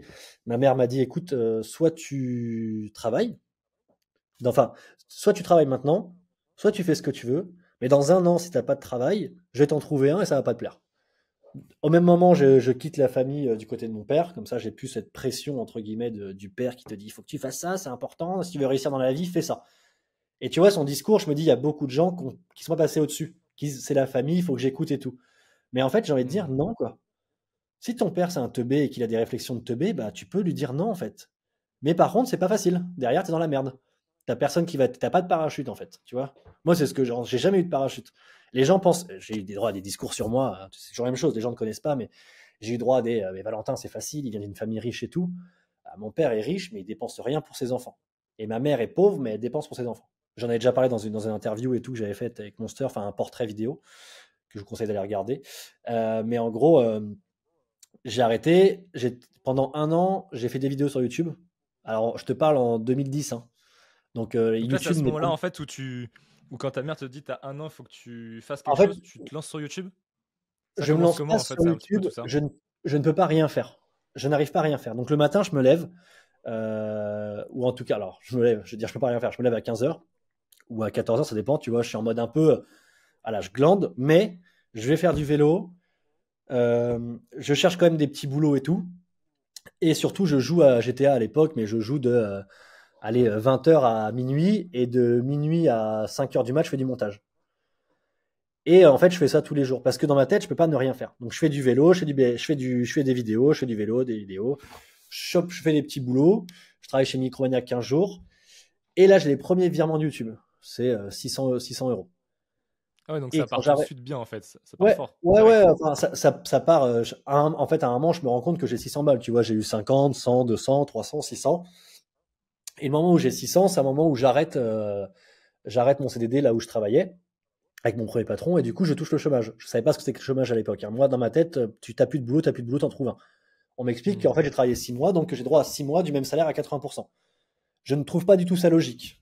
Je peux paraître bête pour beaucoup de gens, je pense, mais moi dans ma tête je me dis bah non, j'ai fini mon contrat, qu'on m'aide 1 ou 2 mois je comprends, mais qu'on m'aide 6 mois alors que j'ai bossé 6 mois, ça n'a pas de logique, tu vois, genre forcément que je vais pas chercher du travail. Je suis payé alors que je fais rien. Donc je suis payé que je fais rien et en plus je commence à toucher de l'argent sur YouTube. Donc, je commence à me faire mieux que mon salaire en restant chez moi. Je vais travailler à Micromania, ça me plaît pas du tout, j'aime pas du tout l'ambiance, le patron, c'est une autre logique que la mienne. Et je me rends compte que je commence à gagner 800, 900 euros sur YouTube. À la Là, fin tu de, parles de par, mes... par mois ou Ouais, c'est par comment? mois. Ok, ouais, Par donc mois. là, Donc, ça en a fait, si bien tu veux, pété. en gros, j'étais à 600 à la fin de mon CDD. Donc, j'étais à 600 plus les 1000 euros ou 900 de Pôle emploi. Donc, j'arrivais à 1500 par mois. Et puis, en même temps, ça commençait à monter, mais mon Pôle emploi descendait. Donc, je retrouve du boulot. Et je me dis, putain, je suis bientôt à 900 euros par mois alors que je bosse en même temps à Micromania. Donc, si Et j'arrête et que je est-ce bosse que à tu te fond, souviens, ouais, excuse-moi, je te coupe, mais est-ce que tu te souviens un petit peu des paliers d'abonnés ou de vues que tu faisais par mois pour donner une métrique aux gens, tu vois, pour les gens qui puissent je visualiser? sais pas du tout, c'est les débuts de YouTube, je devais être à 5000, 6000 abonnés. Ah ouais, ça payait fort. Ouais, ça payait. Ah ouais, ouais, j'avais un RPM de 1,5 ou 2. Ok. Donc, tu es presque à 2 euros les 1000 vues, tu vois. Et je faisais, alors, bah, du coup, ouais, je faisais peut-être, allez, peut-être 600 000, ouais, peut-être 500 000 vues par mois sur toutes mes vidéos. Et je Ok, faisais des donc ça lives, pour bien, pour que les gens comprennent bien, c'est qu'en gros, du coup, la journée tu faisais du vélo comme tu disais, et le soir tu montais ces vidéos-là. ouais. Et le soir, en fait, je filmais et après, je montais les vidéos. Et puis, bon, j'étais vraiment en mode, ma période à fond jeux vidéo. Je jouais avec des mecs en ligne quand on faisait nos vidéos un peu à l'arrache. Tu vois, Hmm. une vidéo qui m'avait marqué, c'est on joue à GTA et puis un soir, j'ai un Canadien qui se connecte. En fait, c'est un modeur. Donc, il commence à faire spawn des trucs et tout. Et moi, je me dis, mec, c'est incroyable. Donc, je commence à filmer. Cette vidéo, elle fait le buzz. Donc, je commence à m'acheter une console. En fait, je réinvestis à chaque fois l'argent de YouTube. Je suis chez ma mère, je lui paye un loyer. Je fais mes vidéos. Ça monte et tout. Il y a GTA 5 qui sort. En fait, à chaque fois, je réinvestis l'argent. Et je commence à y voir un truc très sérieux, tu vois. Je commence à me dire, putain, ça me fait un salaire. Donc, j'ai commencé à vraiment bosser ça, à dire aux gens, qu'est-ce que vous voulez. J'ai développé le truc. Mais jamais en vision argent, je vais avoir de l'argent et tout. C'est plus, putain, on peut améliorer le projet. Je peux divertir les gens et je peux les rendre heureux. Je peux, en gros, le mec qui est en train de regarder ma vidéo de GTA, le mec qui m'a dit, ça serait bien que la prochaine fois, vous fassiez ça en moto. Je vais le faire en moto, je vais le rendre heureux. Et moi, je vais me kiffer parce qu'en fait, je joue à GTA, donc je vais kiffer et tout, tu vois. Et donc, il y avait ce rapport, et comme je dis, ça s'est jamais vraiment arrêté, en fait, tu vois. C'est toujours monté de comment je peux divertir les gens différemment, comment je peux faire et tout. Et c'est Il n'y a ça pas eu qui un m'a moment où il y a fait. eu une réflexion plus entrepreneuriale, vision long terme de maintenant je vais devoir réinvestir, tac tac, où tu commences à combiner, tu te dis maintenant je suis pris dans un engrenage où je peux pas spécialement arrêter ce thème-là, même si peut-être j'aime moins parce que c'est un peu mon gagne-pain. Non, Enfin, justement, j'ai toujours essayé d'esquiver ça en trouvant d'autres solutions. Mais tu vois, un truc tout con, GTA, un jour j'ai arrêté parce que ça marchait plus, et puis parce que moi, ça me faisait un peu chier d'en faire. J'aimais plus autant qu'avant, quoi. Et puis en fait, c'est ce que je me disais, je me dis, mec, t'aimes plus, et les gens, ils aiment plus. Donc, est-ce que tu continues pour qu'un jour ça s'arrête ou est-ce que tu te dis, bon, je tente un truc, dans tous les cas, de toute façon, ça finira. Donc, autant tenter un truc, tu vois. Et c'est un peu ce qui s'est toujours passé sur ma chaîne, même récemment, tu vois. J'ai perdu en abonnés. Euh, c'est une période compliquée. Je me suis dit, bon, qu'est-ce que je fais? Je continue les fit and fun ou est-ce que je fais autre chose? J'ai commencé à faire la unique en house, j'ai fait du bricolage, les gens, ils ont kiffé mes galères. Je me suis dit, vas-y, tu sais quoi? Alors que c'est un truc que j'ai dit que je ferais jamais, hein, je ferais jamais de travaux chez moi et tout. Vas-y, tu sais quoi? Refais ta maison, en fait. T'as une maison de ouf, t'en profites pas, refais-la. Et aujourd'hui, tu vois, je fais des vidéos de travaux et c'est ce qui marche le mieux sur ma chaîne et c'est ce qui plaît aux gens. Et moi, en plus, hmm. j'ai pris en skip de ouf, hein, genre, j'ai fait un cinéma, quoi. Il y a un an, tu m'aurais dit, fais un cinéma toi-même dans ta cave. J'aurais, mais jamais je ferais ça. Je vais plutôt faire des vidéos et avec l'OP de la vidéo, je vais mettre en avant une marque qui fait des cinémas et ils vont me faire un cinéma, tu vois. J'avais cette vision-là. Et je me suis dit, mais non, en fait, il faut aussi que j'apprenne et vas-y, j'apprends à faire des trucs, quoi. Et pour de vrai, c'est trop intéressant. Ouais, excellent. Donc tu arrives toujours à rebondir en fait sur ta commu et même si elle est venue pour un truc de base, tu arrives quand même à la convertir sur un autre sujet, quoi. Ouais, et puis tu sais, c'est à l'américaine, hein. Je veux dire, à un moment, moi, j'ai pas le choix, j'aimerais de faire autre chose. J'ai pas envie d'être dans un bureau. Peut-être qu'un jour, ça sera ça, hein, j'aurai plus le choix et j'arriverai pas à bien gérer mes boîtes et je serai dans un bureau. Et je me dis, bah, c'est peut-être aussi une possibilité. Faut pas être en mode, j'ai qu'un plan A, j'ai pas de plan B. Faut toujours Hmm. réfléchir à d'autres choses. Mais non, pour l'instant, ma vision, c'est fais toujours ce qui te plaît et donne-toi à fond, quoi. Très très cool. Très, très cool. Donc en fait là, si on retourne encore en arrière, ça monte progressivement et après du coup tu fais ça à 100%. C'était chez ta mère, tu le payes un loyer et de, Ouais. de fil en aiguille en fait tout est monté jusqu'à en fait aujourd'hui où toujours tu as été dans cette optique de kiffer toi tes contenus, de te régaler et de partager aux gens, enfin de les divertir quoi. Bah, ouais, en fait, je trouve que des fois, quand je parle, ça fait très. Genre, comme par hasard, il est gentil et tout, il veut faire ça bien, mais je sais pas comment dire, j'ai toujours voulu divertir les gens et j'ai toujours essayé de faire au mieux, en fait, de faire en sorte que quelqu'un il kiffe n'importe quelle vidéo. Et par exemple, tu vois, les X Games, moi j'y vais, mais tu vois, avant, je fais un peu chez Monster en mode, par contre, j'y vais, mais je veux pas qu'on me rince là-bas. Vous pouvez me rincer, c'est pas le problème, mais je veux que les gens ils aient la sensation d'être comme moi, privilégiés, d'avoir accès à des choses qu'ils n'ont pas. Si c'est pour que j'aille manger des petits fours et tout avec les riders, ça m'intéresse pas. C'est trop bien, tu vois. Je vais pas vous dire non, mais c'est pas ça que je veux montrer en vidéo. Ce que je veux montrer, c'est pour aller sur le skatepark une fois que la compète est finie, pour aller voir les motos avant, par exemple, avant que les mecs aillent sur le terrain, qu'on aille voir les motos et tout. Et c'est des trucs comme ça. Et tu vois, on a déjà eu des critiques, enfin des conflits avec des marques, avec Maxime, je me rappelle à l'époque, avec des marques où on vous a mis un hydravion. Et on est en mode, bah ouais, mais l'hydravion, en fait, on l'a déjà vu sur la chaîne. Ouais, mais c'est trop cool, vous n'allez pas vous plaindre. En fait, c'est pas qu'on veut pas en faire, c'est trop bien l'hydravion, c'est pas le problème. Mais on l'a déjà montré sur la chaîne. On veut que les gens ils découvrent un nouveau truc. Ah bah on a un hélicoptère. Un hélicoptère, en fait, c'est juste trop bruyant. Nous, les micros, ils saturent et en fait, on va juste se filmer en train de kiffer. Et moi, je me filme pas en train de kiffer devant les gens. Je veux qu'ils partagent le truc, tu vois. Je veux qu'ils. Enfin, je veux dire, je vais pas me filmer en train de kiffer l'événement. Forcément que je kiffe ce moment, tu vois, mais je veux aussi que les gens, ils kiffent le truc, quoi. Hmm. Mais tu vois, c'est le genre de choses où j'ai toujours essayé de faire en sorte que on kiffe, que tout le monde soit content. Et je pense aussi que j'en suis arrivé là grâce à ça, parce que j'ai voulu faire les choses bien. Et que là, pour le coup, oui, j'ai peut-être été un connard en mode, tu sais, avec des marques, elles t'envoient dans des lieux de rêve. Moi, je me suis déjà embrouillé avec des marques. Ils m'envoient dans un lieu de rêve et ils me disent, voilà, la vidéo, c'est sur tel jeu et tout. Je dis, ouais, mais c'est un jeu de voiture, il me faut une voiture. Ah bah oui, mais bon, non, mais tu peux en parler. Je dis, ouais, mais c'est quand même plus intéressant si j'ai la même voiture que du jeu, quoi. Et après, tu vois, la voiture dans le jeu, c'est une Camaro. Et du coup, j'arrive avec la marque et je dis, je suis désolé, il me faut une Camaro. Et je vais être honnête avec vous, c'est pas ma voiture préférée. Si je peux avoir une Mustang, j'aimerais bien une Mustang. Mais c'est con de parler de votre jeu de course et que je sois en Toyota hybride à San Francisco. Filez-moi la Camaro qui est sur la pochette. Et par contre, je vous promets que je fais une vidéo de ouf avec. Je suis pas là pour kiffer, je m'en fous de la voiture. Et tu sais, c'est horrible en plus de dire ça. Parce qu'au fond de moi, je Hmm. suis content d'avoir une Camaro. Tu vois, tu roules en Camaro aux États-Unis, t'es content. Et bah finalement, ça se fait, tu vois. Et la marque est contente de la vidéo. Et sauf que, encore une fois, on y revient à ce qu'on disait. Les gens savent pas tout ce qu'il y a derrière. Je Ouais. pense que cette vidéo, c'est l'exemple le plus fou que j'ai. J'ai fait un aller-retour. Je crois que j'ai été prévenu le jeudi qu'il y avait une OP. Le vendredi, elle est validée. Le mardi, je prends l'avion. Je vais à San Francisco, dans le Texas. Je reprends un autre avion. Je dors 3 heures. J'arrive dans une voiture, dans le désert, en train de faire des bosses et tout en voiture. Je mange un truc. Je reprends un avion. J'arrive à San Francisco à minuit. On va chercher la voiture. À 1 heure du matin, on arrive à l'hôtel. On dort.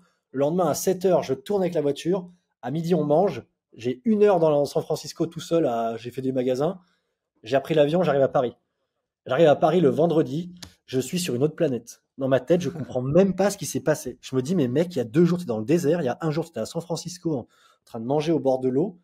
Et là, t'es à Paris, quoi. Et là, tu retournes à Angers. Tu dois gérer d'autres trucs. Et les gens se disent, trop bien, t'es allé à San Francisco. Ah, pas du tout. Je me suis tapé genre 20 heures d'avion. Je me suis tapé j'ai passé 2 heures à San Francisco. Enfin, 2 heures en voiture, 1 heure tout seul.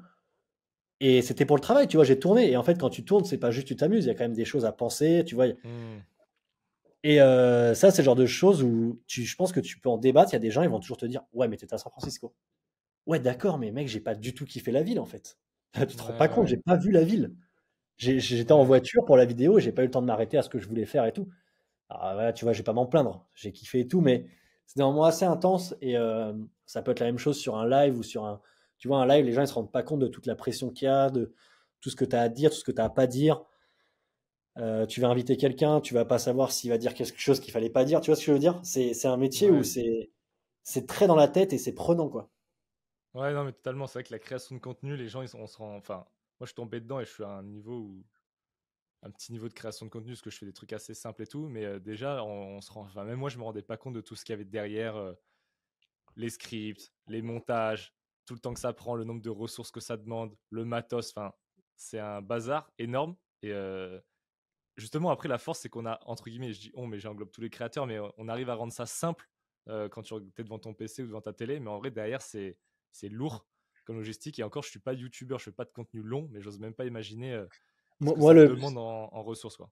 le pire truc que j'ai eu, et c'est là que je me suis rendu compte que les gens n'étaient pas du tout au courant de tout le travail que c'était. Tu sais, il y a eu une période Among Us qui était à fond, et moi j'ai dit à mon équipe, ok, Among Us, là, ça part à fond. Il faut qu'on le fasse, mais en vrai. C'est du boulot, mais je sais qu'on peut le faire, on peut trouver un truc. J'ai ma maison, il y a plusieurs étages, on peut vraiment faire un vrai Among Us et tout. Il y a moyen que ça soit marrant. Et, Michou, enfin, du coup, je sors mon Among Us, je sors ma vidéo Among Us. C'est beaucoup de boulot. Michou sort sa vidéo Among Us un mois après la mienne. Et moi, le lendemain ou 2 jours après, je sors Among Us 2. Donc, je fais la suite de ce que j'ai déjà fait dans une nouvelle maison. On a des nouveaux gens. Enfin, la vidéo a trop bien marché. Et je me tape des plagiats Michou. T'as pas honte de le copier. Et je me dis, mais comment vous pensez qu'en 2 jours, je puisse faire une vidéo de 45 minutes avec 10 caméras, 10 acteurs, une nouvelle maison. Enfin, ça fait un mois qu'on la prépare cette vidéo. On l'a préparée juste le lendemain de la sortie de la première. Et les gens ils ne comprenaient pas. Ils comprennent pas le Hmm. travail que c'est. Mais tu dis déjà rien que mec de faire une logistique Among Us dans une maison que tu as visité 2 fois, Alors tu la visites, tu fais les plans un peu à l'arrache au stylo et après tu les refais en 3D et tu te dis ok, donc là, si on est là et qu'il y a le tueur qui est là, ça sera bien logique et tout. Donc tu commences à faire plein de logique et tout. Et les gens comprenaient pas. Ils disaient mais non, mais c'est pas possible, t'as copié Michou. Déjà, je sors le 2. Donc déjà, il y a un problème. Tu vois bien que c'est l'épisode 2, donc le 1 Ouais. était sorti avant celui de Michou. Et c'est pas ça qui m'a le plus choqué, c'est vraiment ce côté. Les gens ont pensé que j'avais pu en 2 jours faire un montage comme ça. Il y en a pour un mois de montage. Il y a le tournage, c'est 2 heures, hein, c'est pas compliqué, hein, ça va vite le tournage. Enfin, ça va vite. Sans compter toutes les couilles qui nous arrivent sur place et qu'il faut masquer en vidéo, hein, parce que tu as plein de trucs. Tu vois, tu vas voir, je sais pas, à un moment, tu vas faire une game, le mec il va dire tout fort, putain, c'est moi le tueur, quoi. T'es en mode putain. Bon, bah on recommence. On la supprime, on se remet dedans, c'est con, il y avait des bonnes idées, on a perdu des vannes et tout. Allez, on recommence. C'est des trucs comme ça qui arrivent sur les plateaux. Euh, Derrière, va déjà synchroniser 10 caméras. Déjà, synchroniser 10 caméras et 10 micros, enfin 10 caméras, 10 micros, Hmm. c'est 1 heure de boulot. Enfer. C'est l'enfer. Après, ton logiciel, il y a 10 caméras, donc forcément, il plante parce que t'as pas le matos. Tu vois, c'est plein de trucs où. Ouais, non, on Et peut en pas se rendre plus, compte. De l'extérieur, c'est impossible. On peut imaginer, mais en fait, c'est impossible, on peut pas se rendre en compte. fait, Même moi, moi, je t'avoue, je suis dans le truc, je me rends pas compte. je dis ça, tu vois, et des fois, j'ai des vidéos, par exemple, des vidéos Unicorn House où je présente un peu toutes les évolutions qu'on a eues depuis des mois. C'est 20 minutes de tournage. Moi, ça me prend 20 minutes. Bah alors, forcément, 2, 3 jours que je note un peu mes idées de ce que je vais dire, je me balade, ok, ça, ça, ça, ça. Sur place, j'ai tout dans la tête, ça part, je fais ma vidéo, ça prend 20 minutes. La vidéo, elle est raccourcie en 15, c'est que des cuts au final, 2, 3 effets. Bon, il y en a pour 3 jours de montage. Maintenant, tu vas sur une vidéo, tu vois là, la vidéo par exemple d'X Games. Bon, bah, c'est 3 jours de tournage, il y a 4 heures par jour. On a fait un espèce de reportage un peu à la Netflix pour donner mon ressenti et tout sur l'après-coup. Je pense qu'il y en a pour une semaine, 2 semaines de montage. Enfin, il y en a pour une semaine avec 3 monteurs. Pour une vidéo qui va peut-être pas aussi bien marcher qu'une vidéo de travaux.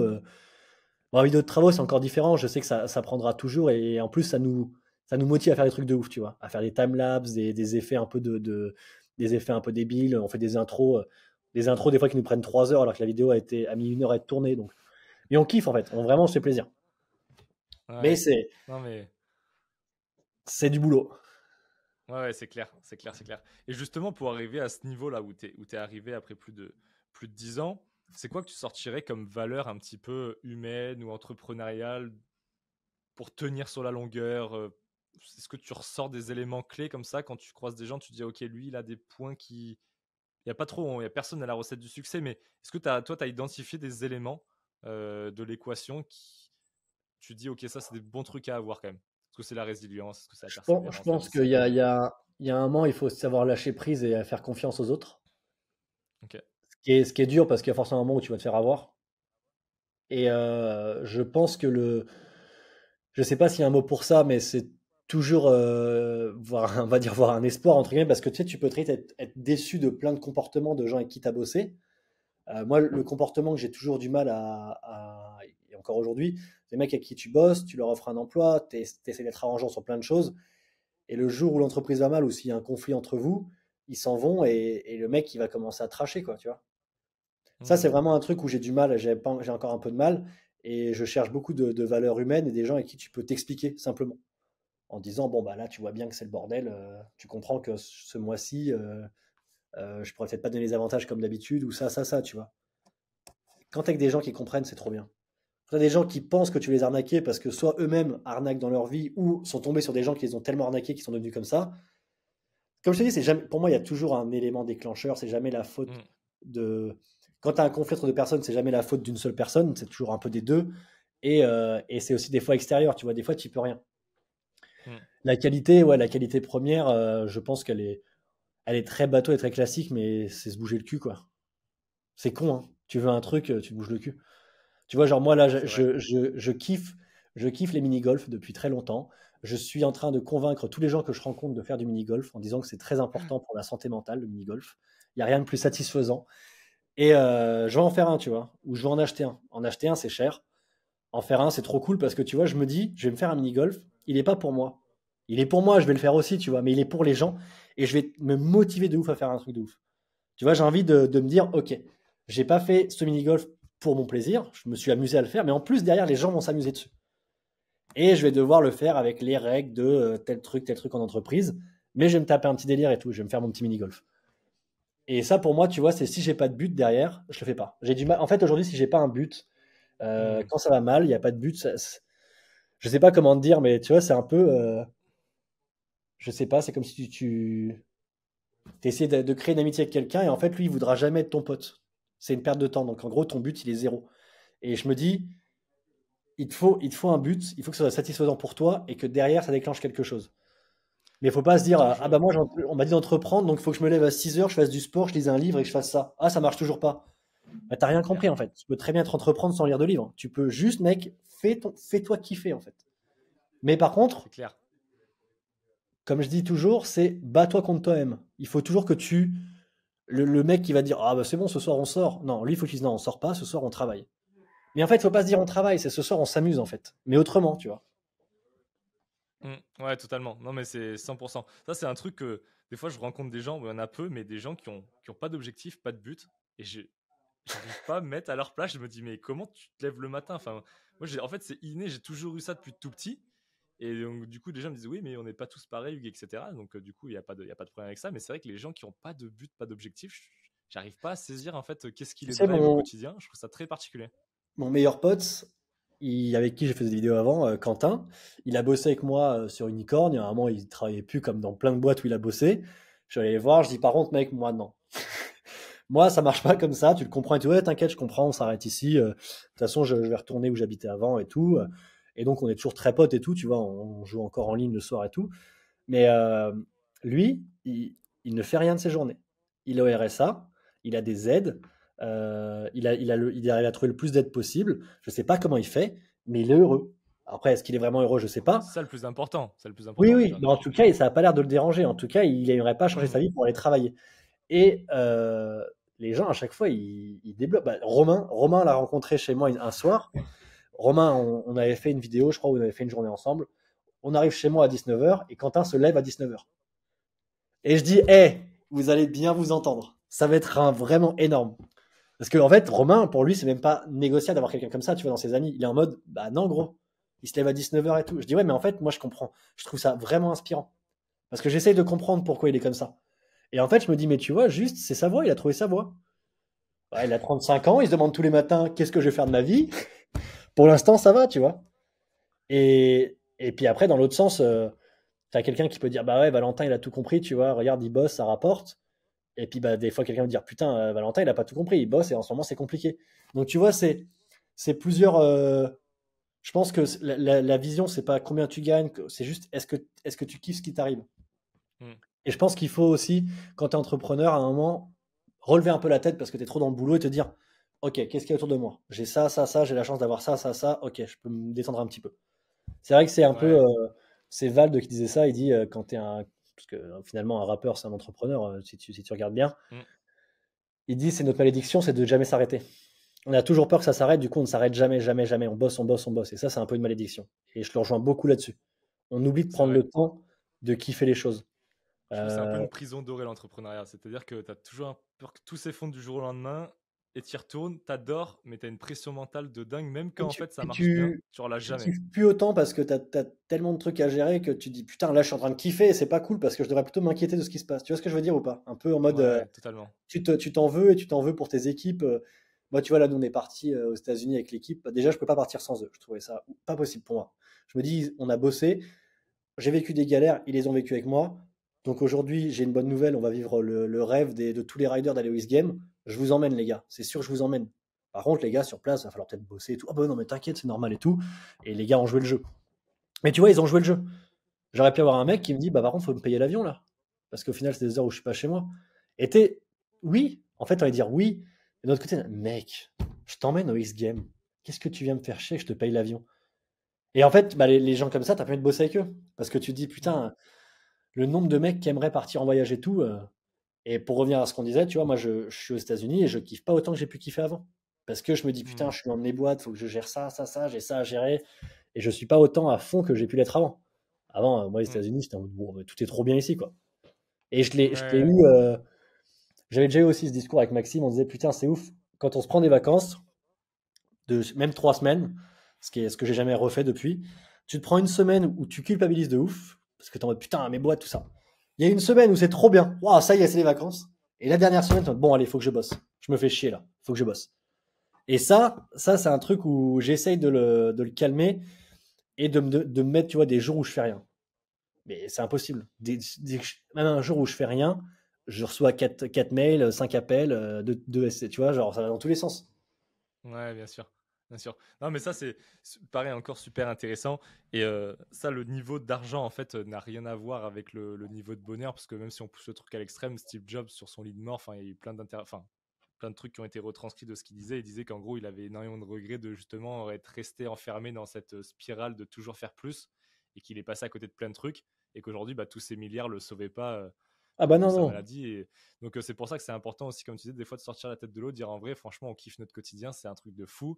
Même s'il y a des galères financières et d'autres galères, c'est aussi, on est allé là-dedans parce on J'ai aspirait presque, à ça, quoi. je vais peut-être dire une connerie, mais j'ai presque l'impression que les galères te font relativiser. Parce qu'en fait, quand tout va bien, moi j'ai ressenti ça il y a pas si longtemps. Je me suis dit, putain, il y a un moment, quand tout allait bien, en fait, j'étais dans une espèce de prison dorée, comme tu dis.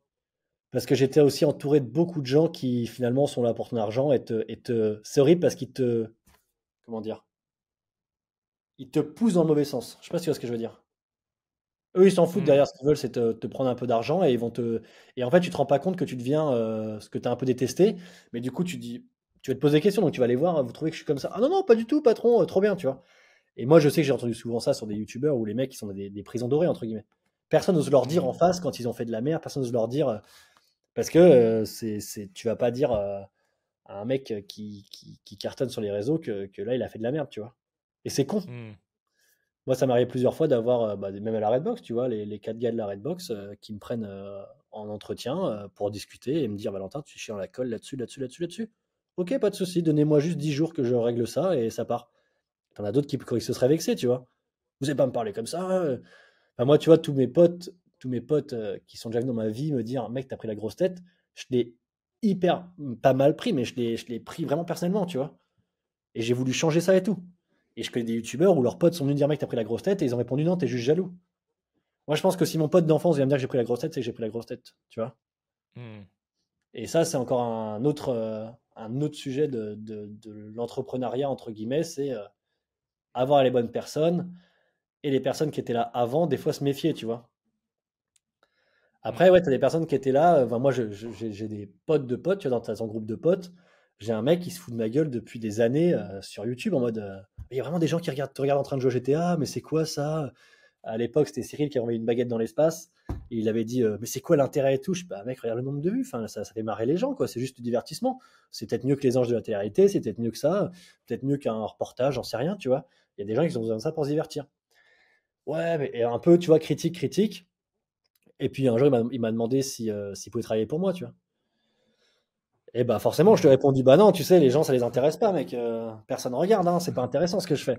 Et forcément, il y a ce truc où tu as envie de pas de te venger, mais de dire, ah, putain, il aurait fallu que tout le monde ait cette mentalité entrepreneur et on serait encore mieux, quoi. Hmm. Mais en même temps, si tu Ouais, commences à clairement. aider tout le monde, il n'y a plus de sens. Clairement, clairement. D'habitude, si je fais toujours des quiz entre les parties, il n'y a pas eu de partie, mais c'est pas grave. Je pose une question, c'est est-ce que tu as eu un livre ou un film ou une série qui t'a inspiré dans l'entrepreneuriat ou un truc que tu conseillerais, mais je dis ça dans Là, l'entrepreneuriat, mais ça peut être personnellement, tu vois. non, non, très récemment, c'est Le Fondateur, que j'ai dû mater 3-4 fois. Je sais pas si tu Ouais, vois le donc le film film. sur McDo, ouais. Ouais. Ouais, très Ce cool. qui m'a vraiment inspiré, c'est pas le côté tout ça, McDo, capitalisme, on en fait 30 000, mais c'est le côté où c'est très à l'américaine parce que ça marche pas en France, où en gros à un moment, tu sais, il veut franchiser et en fait il chope il va dans des, euh, dans des clubs de gens, enfin d'investisseurs très riches quoi, et il leur dit voilà c'est ça ça ça et en fait les mecs ils respectent pas les règles. Ils ont l'argent, mais ils respectent pas les règles. Ils vont faire des burgers au poulet, des trucs comme ça. Il dit bah non, il dit ouais, moi j'aime bien le poulet. Ils comprennent pas en fait la logique de bien faire et tout. Et du coup, le gars du fondateur, il va vers des familles en fait, vers des couples tout jeunes qui ont les moyens de faire un prêt en disant voilà, ça va être une nouvelle vie et tout. Et moi, j'ai vraiment eu ça à la Nick House. C'est comme ça que je l'ai ressenti. En mode les gars, vraiment, ça va être une nouvelle vie pour vous. Par contre, c'est du boulot. Mais par contre, vous avez des avantages. Vous avez un travail, vous allez kiffer en fait. Et ça sera plus des horaires de bureau et vous allez pas voir le temps passer parce que vous allez kiffer. C'est un projet que vous allez vouloir lever. Ça a marché, pas avec tout le monde, mais c'est un truc très inspirant, je trouve. Il faut mieux prendre des passionnés que des, comment dire, des diplômés. En plus, ça rime. Ouais. Mais Non, un je mec te en rejoins veut. sur Tu ça. sais, c'est un peu comme disait Bill Gates de dire je prends quelqu'un de feignant pour une tâche de merde parce que le mec va trouver une solution pour le faire rapidement et bien. Parce qu'il est feignant. Et je sais que j'ai un Mm. peu ce truc-là, tu vois. J'ai un peu ce truc des fois de j'ai ça à faire. T'inquiète, je vais trouver une solution. Je vais le faire. Mais je sais que je dois le faire. Et t'en as, bah, en fait, ils vont se dire ah putain, je dois faire ça, mais j'ai la flemme, vas-y, je le fais pas, ou je sais pas le faire, donc je vais le faire un peu à l'arrache, quoi. Et il y en a, ils vont se dire vas-y, Mm. je vais le faire le plus rapidement possible. Ça lui va au patron, ça me va. Ouais. Ouais. Et est-ce que tu lis un peu et tu as des livres à recommander sur des trucs qui t'ont Je lis inspiré, qui pas t'ont plus fait que ça. progresser? J'ai pas de livres qui m'ont marqué. Pour de vrai, non, je lis pas plus que ça. Ok, non, même pas de. C'est la question que je pose, parce que moi, tu vois, Je suis j'essaie l'entrepreneur de qui ne lit plus lire là pas et ces qui ne derniers va pas temps. à la salle et Bah, qui se lève pas à 6 heures. comme quoi, tu vois, tout, il y a toutes les voies, mais c'est ça qui est aussi chouette, c'est que j'aime bien. Je trouve qu'il n'y a pas un seul chemin à respecter, et des fois, les gens ils demandent, mais c'est quoi les clés du succès? Mais en fait, il y en a, l'équation elle est tellement complexe qu'il y en a plein, il faut juste trouver les quelques-unes et ça peut quand même marcher, et Ouais, on moi, fait si que tu veux, progresser tout le quand temps, j'ai ce quoi. truc de gens qui viennent me demander dans la rue ou à la Lincoln House ou même par mail comment on fait pour réussir. Alors déjà, j'aime pas du tout cette phrase. Je leur dis, écoutez, en fait, déjà, c'est un coup de chance. Il y a un moment, faut pas se mentir, c'est un coup de chance. Ouais, il y a une Tu part peux de très bien chance, ouais. bosser 10 ans et ça décolle jamais. Tu peux très bien bosser une semaine et ça décolle direct parce que tu as l'idée, le truc qu'il fallait, le bon contact et tout. Donc, il y a un peu de chance. Je dis maintenant, la chance, ça se déclenche. Et je prends toujours l'exemple du garagiste. Je dis, un garagiste, il fait 9h, 18h, il ferme. Hop, voilà, il a ses clients, ça marche. Maintenant, le garagiste, il en veut, il fait 9h, 22h. Peut-être que de 18h à 22h, il va peut-être avoir des clients qui ont une vie différente. Et c'est peut-être un entrepreneur, pareil, qui bosse et qui finit à 20h et qui n'a pas le temps d'aller au garage parce que c'est fermé la journée. Peut-être que cet entrepreneur, il va foutre sa voiture à 20h. Et peut-être que ça sera une Porsche. Et du coup, la Porsche va peut-être rapporter plus d'argent parce que les pièces sont plus chères. Et peut-être qu'une fois qu'il aura bien fait les travaux sur cette Porsche, il va pouvoir, le gars qui est venu chez lui, il va pouvoir dire à tous les autres entrepreneurs, allez à ce garage, non seulement il ferme tard, mais en plus il s'occupe des voitures de luxe. Et c'est un truc tout con, mais en fait, le mec a déclenché sa chance. Il a rien fait, il a juste bossé plus. Mais il n'a pas attendu. Et en fait, c'est toujours ça ce qu'on me demande, c'est comment tu fais. Je dis, mais je n'ai pas fait. J'ai juste bossé sans me dire ça va tomber. Je me suis Mm. fait plaisir et c'est tombé. Et après, oui, j'ai eu un coup de chance. J'ai rencontré plein de gens connus, on va dire, qui m'ont aussi mis en avant. Et j'ai aussi mis, du coup, en avant des gens qui sont devenus connus. Enfin, il y a tout un truc, mais la phrase que je dis toujours, c'est faut bosser. Ouais. Non, je suis totalement d'accord avec toi. Moi, j'aime bien dire souvent, c'est aussi, j'appelle ça la mouvance, mais c'est être en mouvement et toujours, toujours aller de l'avant, bosser. Tu rencontres des gens, et comme les gens ils voient que tu es un bosseur et que tu entreprends et que tu bouges, ben, ils ont envie de te confier leurs opportunités. Et en fait, de Ouais. fil en aiguille, sur la durée, à un moment donné, tu alignes les planètes. Et ok, ça va paraître facile pour ceux qui sont de l'extérieur, s'ils ont dit, mais ça fait une semaine que tu as commencé le projet. Ouais, mais ça fait 15 ans que je me bute sur plein de trucs, j'ai tout mon réseau, et maintenant ça paye. Mais je trouve que c'est voilà, c'est juste se donner. Ouais, mais Après, l'ima- l'image que tu vas avoir en France, c'est ah ouais, t'as eu de la chance. Mais après, exactement. c'est C'est très bosser, et puis réducteur. c'est aussi bien bosser avec les gens avec qui tu bosses, leur montrer que tu es quelqu'un de sérieux. Ça, pour moi, c'est très important. Mm. Tu Ouais. vois, moi, j'ai cette image, une fois, je bossais avec un youtubeur et je dis, OK, bah, je mets sur mon planning. Et en fait, il rigole, il fait, ah, t'as un planning? Je fais, bah ouais, du coup, lundi à telle heure. Ouais, bah ouais, t'inquiète. Je fais, mais tu me notes pas, toi? Non, t'inquiète, je m'en souviendrai. Bah, le gars, le lundi à 20h, il est pas là. C'est con, tu vois, mais moi, j'ai eu le planning et je te notais dessus. Mm. Ça m'a pris Ouais, 2 secondes, ouais. mais Mm. c'est des choses comme ça Exactement. qu'il faut absolument faire comprendre aux gens, c'est bosser, soyez sérieux. Et surtout, moi, ce que je dis toujours, c'est si tu commences à entreprendre parce que tu penses que ça va marcher ou je sais pas quoi, déjà, c'est mort.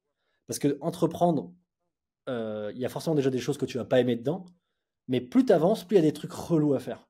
Et plus ça devient des papiers, de la paperasse, des trucs comme ça. Et si déjà ça te fait chier, tu te forces à le faire parce que tu penses que ça va marcher, quand en plus de te forcer, tu auras des trucs encore plus chiants, c'est mort. Pour de vrai, c'est Mm. mort. Ouais, non, je suis totalement d'accord avec toi. Moi, j'ai fait cette erreur-là au début. Je travaillais pour l'argent, j'entreprenais pour l'argent, je voyais pas le chemin. Et en fait, à chaque fois, bah forcément, je pense qu'il y a un espèce de karma qui dit que bah, l'argent m'évitait, et j'arrivais pas. Et quand j'ai commencé à trouver vraiment ce qui me plaisait, je travaillais plus spécialement pour ça, je travaillais justement pour au quotidien de faire kiffer. Et là, en fait, l'argent, ça devient la conséquence de ton travail, et ça change tout. C'est euh, c'est un truc de fou. J'ai d'autres questions là sur la fin, tu sais, thème entrepreneuriat, investissement. On va essayer de mixer les deux, mais est-ce que toi, tu investis que dans dans tes projets perso ou est-ce que ça t'arrive d'investir dans des boîtes comme ça, tu prends des parts en equity ou tu investis dans des startups, tu investis dans des mondes, dans du vin, comme fait, dans les titres musicaux comme fait Romain, etc. Ou c'est quoi un petit Non, peu ton... j'ai pas encore investi dans des entreprises. J'ai déjà, en fait, j'ai testé du coup de créer les miennes. Et justement, c'était un peu l'étape suivante, mais il y a eu des changements. Mais dans l'idée, c'est ce que je voulais faire. C'était en gros aider des entrepreneurs qui se lancent en disant, voilà, moi, je peux vous guider sur plein de choses. Au-delà des contacts, j'ai beaucoup de compétences que j'ai développées avec le temps. Le problème, c'est que j'ai pas le diplôme qui va avec, donc ça peut être compliqué. Mais un bon entrepreneur, il comprend ça et il sait du coup. Hmm. En fait, j'essaye de devenir ce que j'aurais voulu avoir quand j'avais peut-être 25 ans, que j'ai commencé à créer des boîtes, même avant, tu vois. Enfin, j'ai 25 ans, je me sentais encore très jeune dans ma tête. Et c'est quand je suis revenu en France où j'ai dit, OK, maintenant je crée des boîtes, je fais ça, ça, ça, ça, tu vois. Et ça, du coup, je me suis senti un peu plus responsable et j'aurais aimé avoir quelqu'un à mes côtés qui me guide. J'ai eu des gens, mais en fait, ils m'ont mal guidé, ils m'ont plutôt pris mon argent. Mais tu vois, j'aurais voulu avoir quelqu'un qui le fait vraiment avec une vraie envie je sais pas, tu vois, demain, tu as quelqu'un qui ouvre un lieu, qui a besoin d'aide, et ben, je vais lui dire tout ce qu'il faut faire et pas faire, mes idées. Il prend pas, tu vois, mais au moins, j'ai aidé, quoi. Hmm. Ça, c'est l'étape suivante. Ok. Ok, donc là aujourd'hui, vraiment, tes boîtes, est-ce que tu peux refaire là pour les gens qui vont regarder, qui Alors, vont du coup, écouter, qui vont regarder la vidéo, un tour d'horizon de tes boîtes? j'ai trois boîtes. J'ai une boîte YouTube où je, du coup, crée du contenu et puis bah, mets en avant des marques quand je suis contacté. Ouais. J'ai une boîte de textile, Unicorn, donc qui est du textile qui est dans l'idée utile pour créer de l'événement, montrer un peu c'est quoi le BMX et puis mettre en avant des riders, des futurs champions. Et puis on a Unicorn House qui est un lieu de vie avec un skatepark, parce que forcément je voulais un peu aussi montrer ce que c'était que le BMX et je voulais que les gens aient un vrai endroit pour s'entraîner. Mais même si au final le lieu a très vite changé, c'est plus un skatepark. Au final, c'est devenu un mini parc d'attraction où tu viens Ouais. bien manger, bien boire des coups et tu as plein d'activités. Tu as un wipeout, là on est en train de faire un Mario Kart derrière avec les ballons et tout. Enfin, même du karting de drift électrique. On a ce mini-golf qui arrivera peut-être jamais, mais qui est dans ma tête et j'ai envie de le faire. On a un lancer de hache, on a une salle d'arcade, des karaokés, des blind tests. On fait des soirées à thé, il y a des soirées de danse. Enfin, en gros, c'est vraiment un lieu qui vit, quoi. Et au milieu de tout ça, tu as le skatepark qui est un peu la télé géante pour les gens pour qu'ils puissent venir voir rouler les riders. Énorme. Franchement, ça, énorme, parce que moi, de mon point de vue, j'essaie de faire que des trucs dans le digital, parce que j'arrive de ce milieu-là, startup digital, et ça, un truc physique comme ça, je trouve ça incroyable. Parce C'est que je trouve, très en fait, d'un point de différent. vue entrepreneurial, c'est waouh, il y a tellement de vertical à gérer, c'est fou. C'est plein de nouveautés et comme on disait, tu vois, c'est aussi bien que pas bien. C'est des nouveaux stress, mais des nouvelles compétences. J'apprends plein de choses et même quand il y a des échecs, j'arrive à me dire putain, c'était trop bien quoi. Genre ok, j'ai eu un échec, mais j'ai compris ça, ça, ça, tu vois. J'ai fait un contest de Ouais, BMX il n'y a pas longtemps et je l'ai vécu un peu comme un échec parce qu'il n'y a pas eu il n'y a pas eu j'avais une vision du projet et c'était un moment où j'étais pas à fond, même niveau moral, j'étais pas à fond et du coup ça s'est peut-être ressenti sur le moment, tu vois. J'étais un peu déçu parce que j'aurais pu faire mieux, mais pour plein de gens c'était en mode mec c'est incroyable, t'as fait un truc de ouf et tout. Et pour moi c'était un échec, mais dans cet échec j'ai vu tous les défauts qu'il fallait que je change et tout ce que j'ai à améliorer. Et pour moi c'est ça en fait, c'est ça entreprendre, c'est voir dans les échecs les points positifs et surtout faire des échecs, tu vois. De toute façon t'es obligé, hmm, hein. Des fois ouais, s'il y bien a des, sûr. enfin, si j'avais pas fait autant d'erreurs entre guillemets, j'en serais pas là, je pense. Si tout s'est très bien passé, il y aurait peut-être des erreurs que j'ai pas pu éviter. Tu vois, même aujourd'hui, la gestion d'équipe, quand on fait un recrutement, je sais très bien quoi éviter. Je peux repérer certains signes chez certaines personnes de putain, là on va pas s'entendre. C'est pas que cette personne n'est pas compétente, c'est qu'on va Hmm, pas s'entendre. Et si on s'entend pas, on peut pas travailler ensemble. hmm. D'ailleurs, tu soulèves un point, j'aime bien en parler, parce que je trouve en France, on stigmatise énormément l'échec, enfin, c'est très mal vu, alors qu'en fait, pour moi, quand tu entreprends, c'est un passage obligatoire, faut même pas le stigmatiser. Alors, on va pas le glorifier non plus, mais c'est dans la suite logique de la réussite. Que je connais personne quoi, qui a Mais tout de suite réussi du premier coup. Toi, t'en penses quoi de la vision de l'échec? Enfin, comment tu l'appréhendes et ce serait quoi le mot que tu as envie de véhiculer par rapport à ça aux gens en, qui nous écoutent? en fait, si tu veux, je pense que l'échec, déjà, c'est trop. Enfin, c'est bien au final parce que t'as appris quelque chose. Un échec, ça veut Ouais. dire comment tu as essayé et que tu t'es motivé. Et c'est ce que je dis Mm. toujours aussi aux gens, c'est donne tout. Et comme ça, même si tu as un échec, tu peux pas t'en plaindre. Si tu mets qu'à moitié que tu as un échec, tu vas remettre la faute sur ah ouais, mais j'aurais peut-être pu. Si tu as tout donné et que tu as un échec, c'est pas ta faute. C'est que tu as essayé au moins. Et après, bah, c'est sûr que l'échec, c'est mal vu et tout, mais Je pense que beaucoup de gens se mentent et que l'échec, il est partout. Il est dans tes relations amoureuses, dans tes relations amicales, il est dans je sais pas, tu as fait tes courses, tu as pensé que tu gérais ton timing, tu pas géré ton timing, tu vois, c'est des trucs tout cons, mais l'échec, il est là tous les jours. Hmm. Et après, ça dépend de la valeur qu'on lui donne. Et genre, je peux te prendre un exemple de ouf, je sais pas, ça a à voir quelque chose avec l'échec, mais j'étais à Las Vegas, là, du coup, quand on est arrivé. Premier jour, je me dis, OK, avant d'aller au X Game, on est à Las Vegas, on fait une soirée de ouf. Et je me suis fait voler mon portefeuille en 10 minutes. Donc, je suis à Las Vegas, j'ai plus mes papiers, j'ai plus mes cartes d'identité, j'ai plus rien. J'ai plus que mon passeport et mon téléphone. Je suis pas bien, tu vois. Je suis en train de vriller. Et d'un seul coup, je me dis, est-ce que c'est vraiment grave? Est-ce que j'y peux quelque chose? Est-ce que c'est ma faute? Est-ce qu'il ne faut pas plutôt que je profite de cette soirée? Est-ce qu'il n'y a pas 30 000 solutions possibles?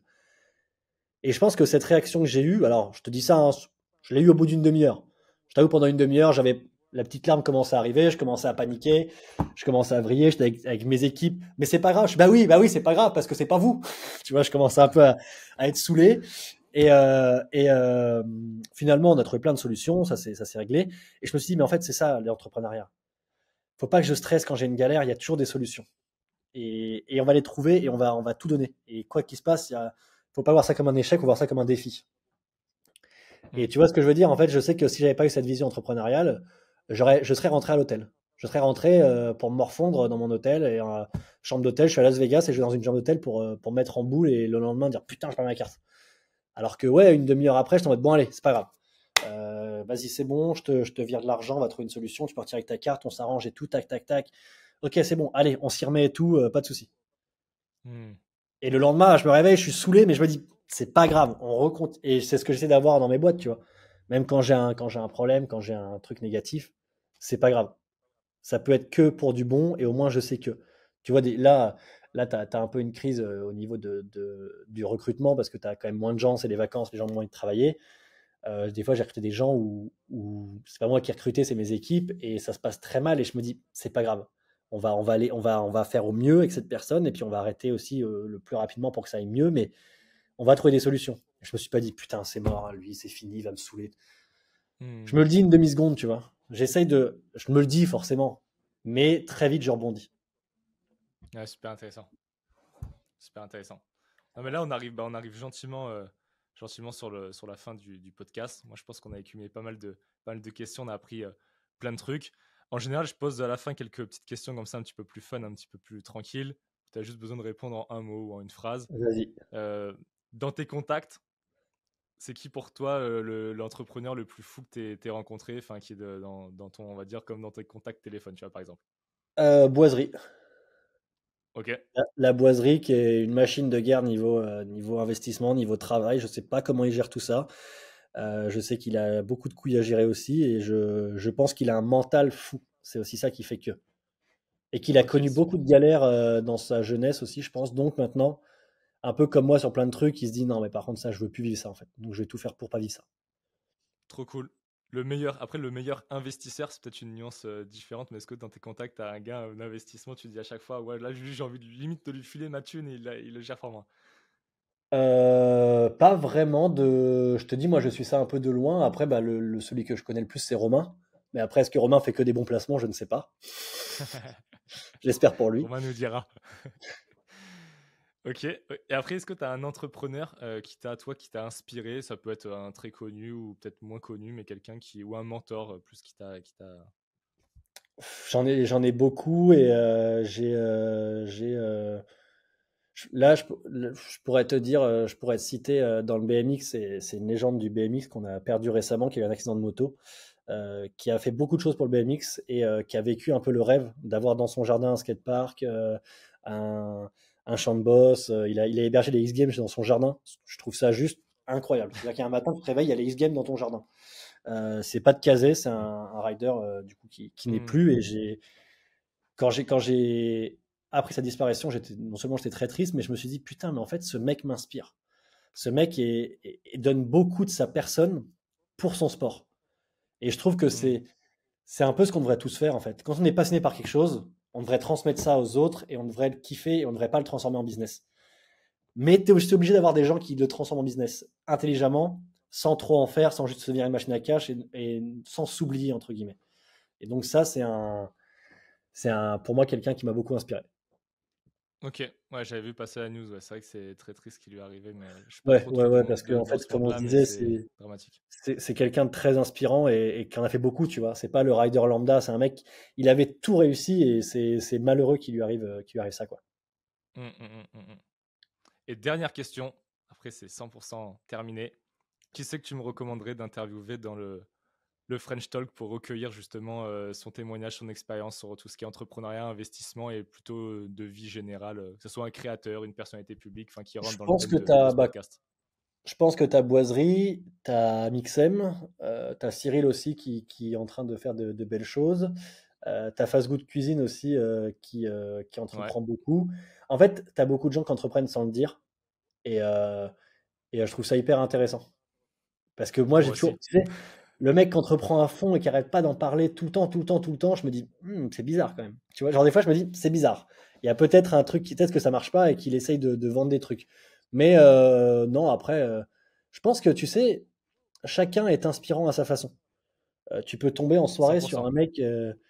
Tu vois, là, en ce moment, il y a un gamin qui, je sais pas si t'as vu, qui s'est tourné sur les réseaux. Il achète des fruits au marché, il fait des petites salades et il les vend dans son quartier et tout. Je trouve ça Ok, ouf. non, j'ai pas vu. Je trouve ça Ouais, hyper intéressant. Le gars, il doit avoir 10 ans et ça devient un petit business. Et du coup, il n'y a pas de notion de business. Il n'est pas là en mode je me fais masse d'argent. Il se dit j'offre des salades de fruits aux des gens et ils payent pour ça et moi je vais les chercher et tout. Je me fais un petit bénéfice, je suis payé. Et en fait, je pense qu'il kiffe ses journées. Tu vois, il est en vacances, mais pendant 2 mois, il vend des salades de fruits et il se fait kiffer et il se fait de l'argent. Alors que tu as des mecs pendant 2 mois, enfin pendant un mois, ils vont bosser dans un truc qu'ils aiment pas, à l'arrache, pour aller en vacances, pour dépenser l'argent et revenir à la rentrée faire un truc qu'ils aiment pas. mm, Et je me dis, putain, c'est pas ça la vie. La vie, c'est bosser dans un truc que t'aimes pour faire de l'argent, pour faire un truc que t'aimes encore plus. Mais si c'est bosser que t'aimes bien, alors là, t'as tout gagné. Enfin, dans ce que t'aimes, ouais, bien sûr, hein. c'est clair. Mais franchement, j'ai envie de rien rajouter sur ça. Je pense que pour un mot de la fin, c'est parfait. C'est Merci. une très bonne phrase, une très bonne vision. Merci beaucoup Valentin pour ton temps. C'était super, super intéressant. Je te remercie vraiment d'avoir pris ce moment pour qu'on puisse échanger. Et Pas de puis, je souci. te souhaite le meilleur pour la suite et pour les projets. Et pour nous, je vous dis au revoir. Et comme on dit, allez, c'est cadeau. À plus. À plus. Et après, si tu as besoin de moi sur quoi que ce soit, n'hésite pas, hein. Si tu veux m'appeler.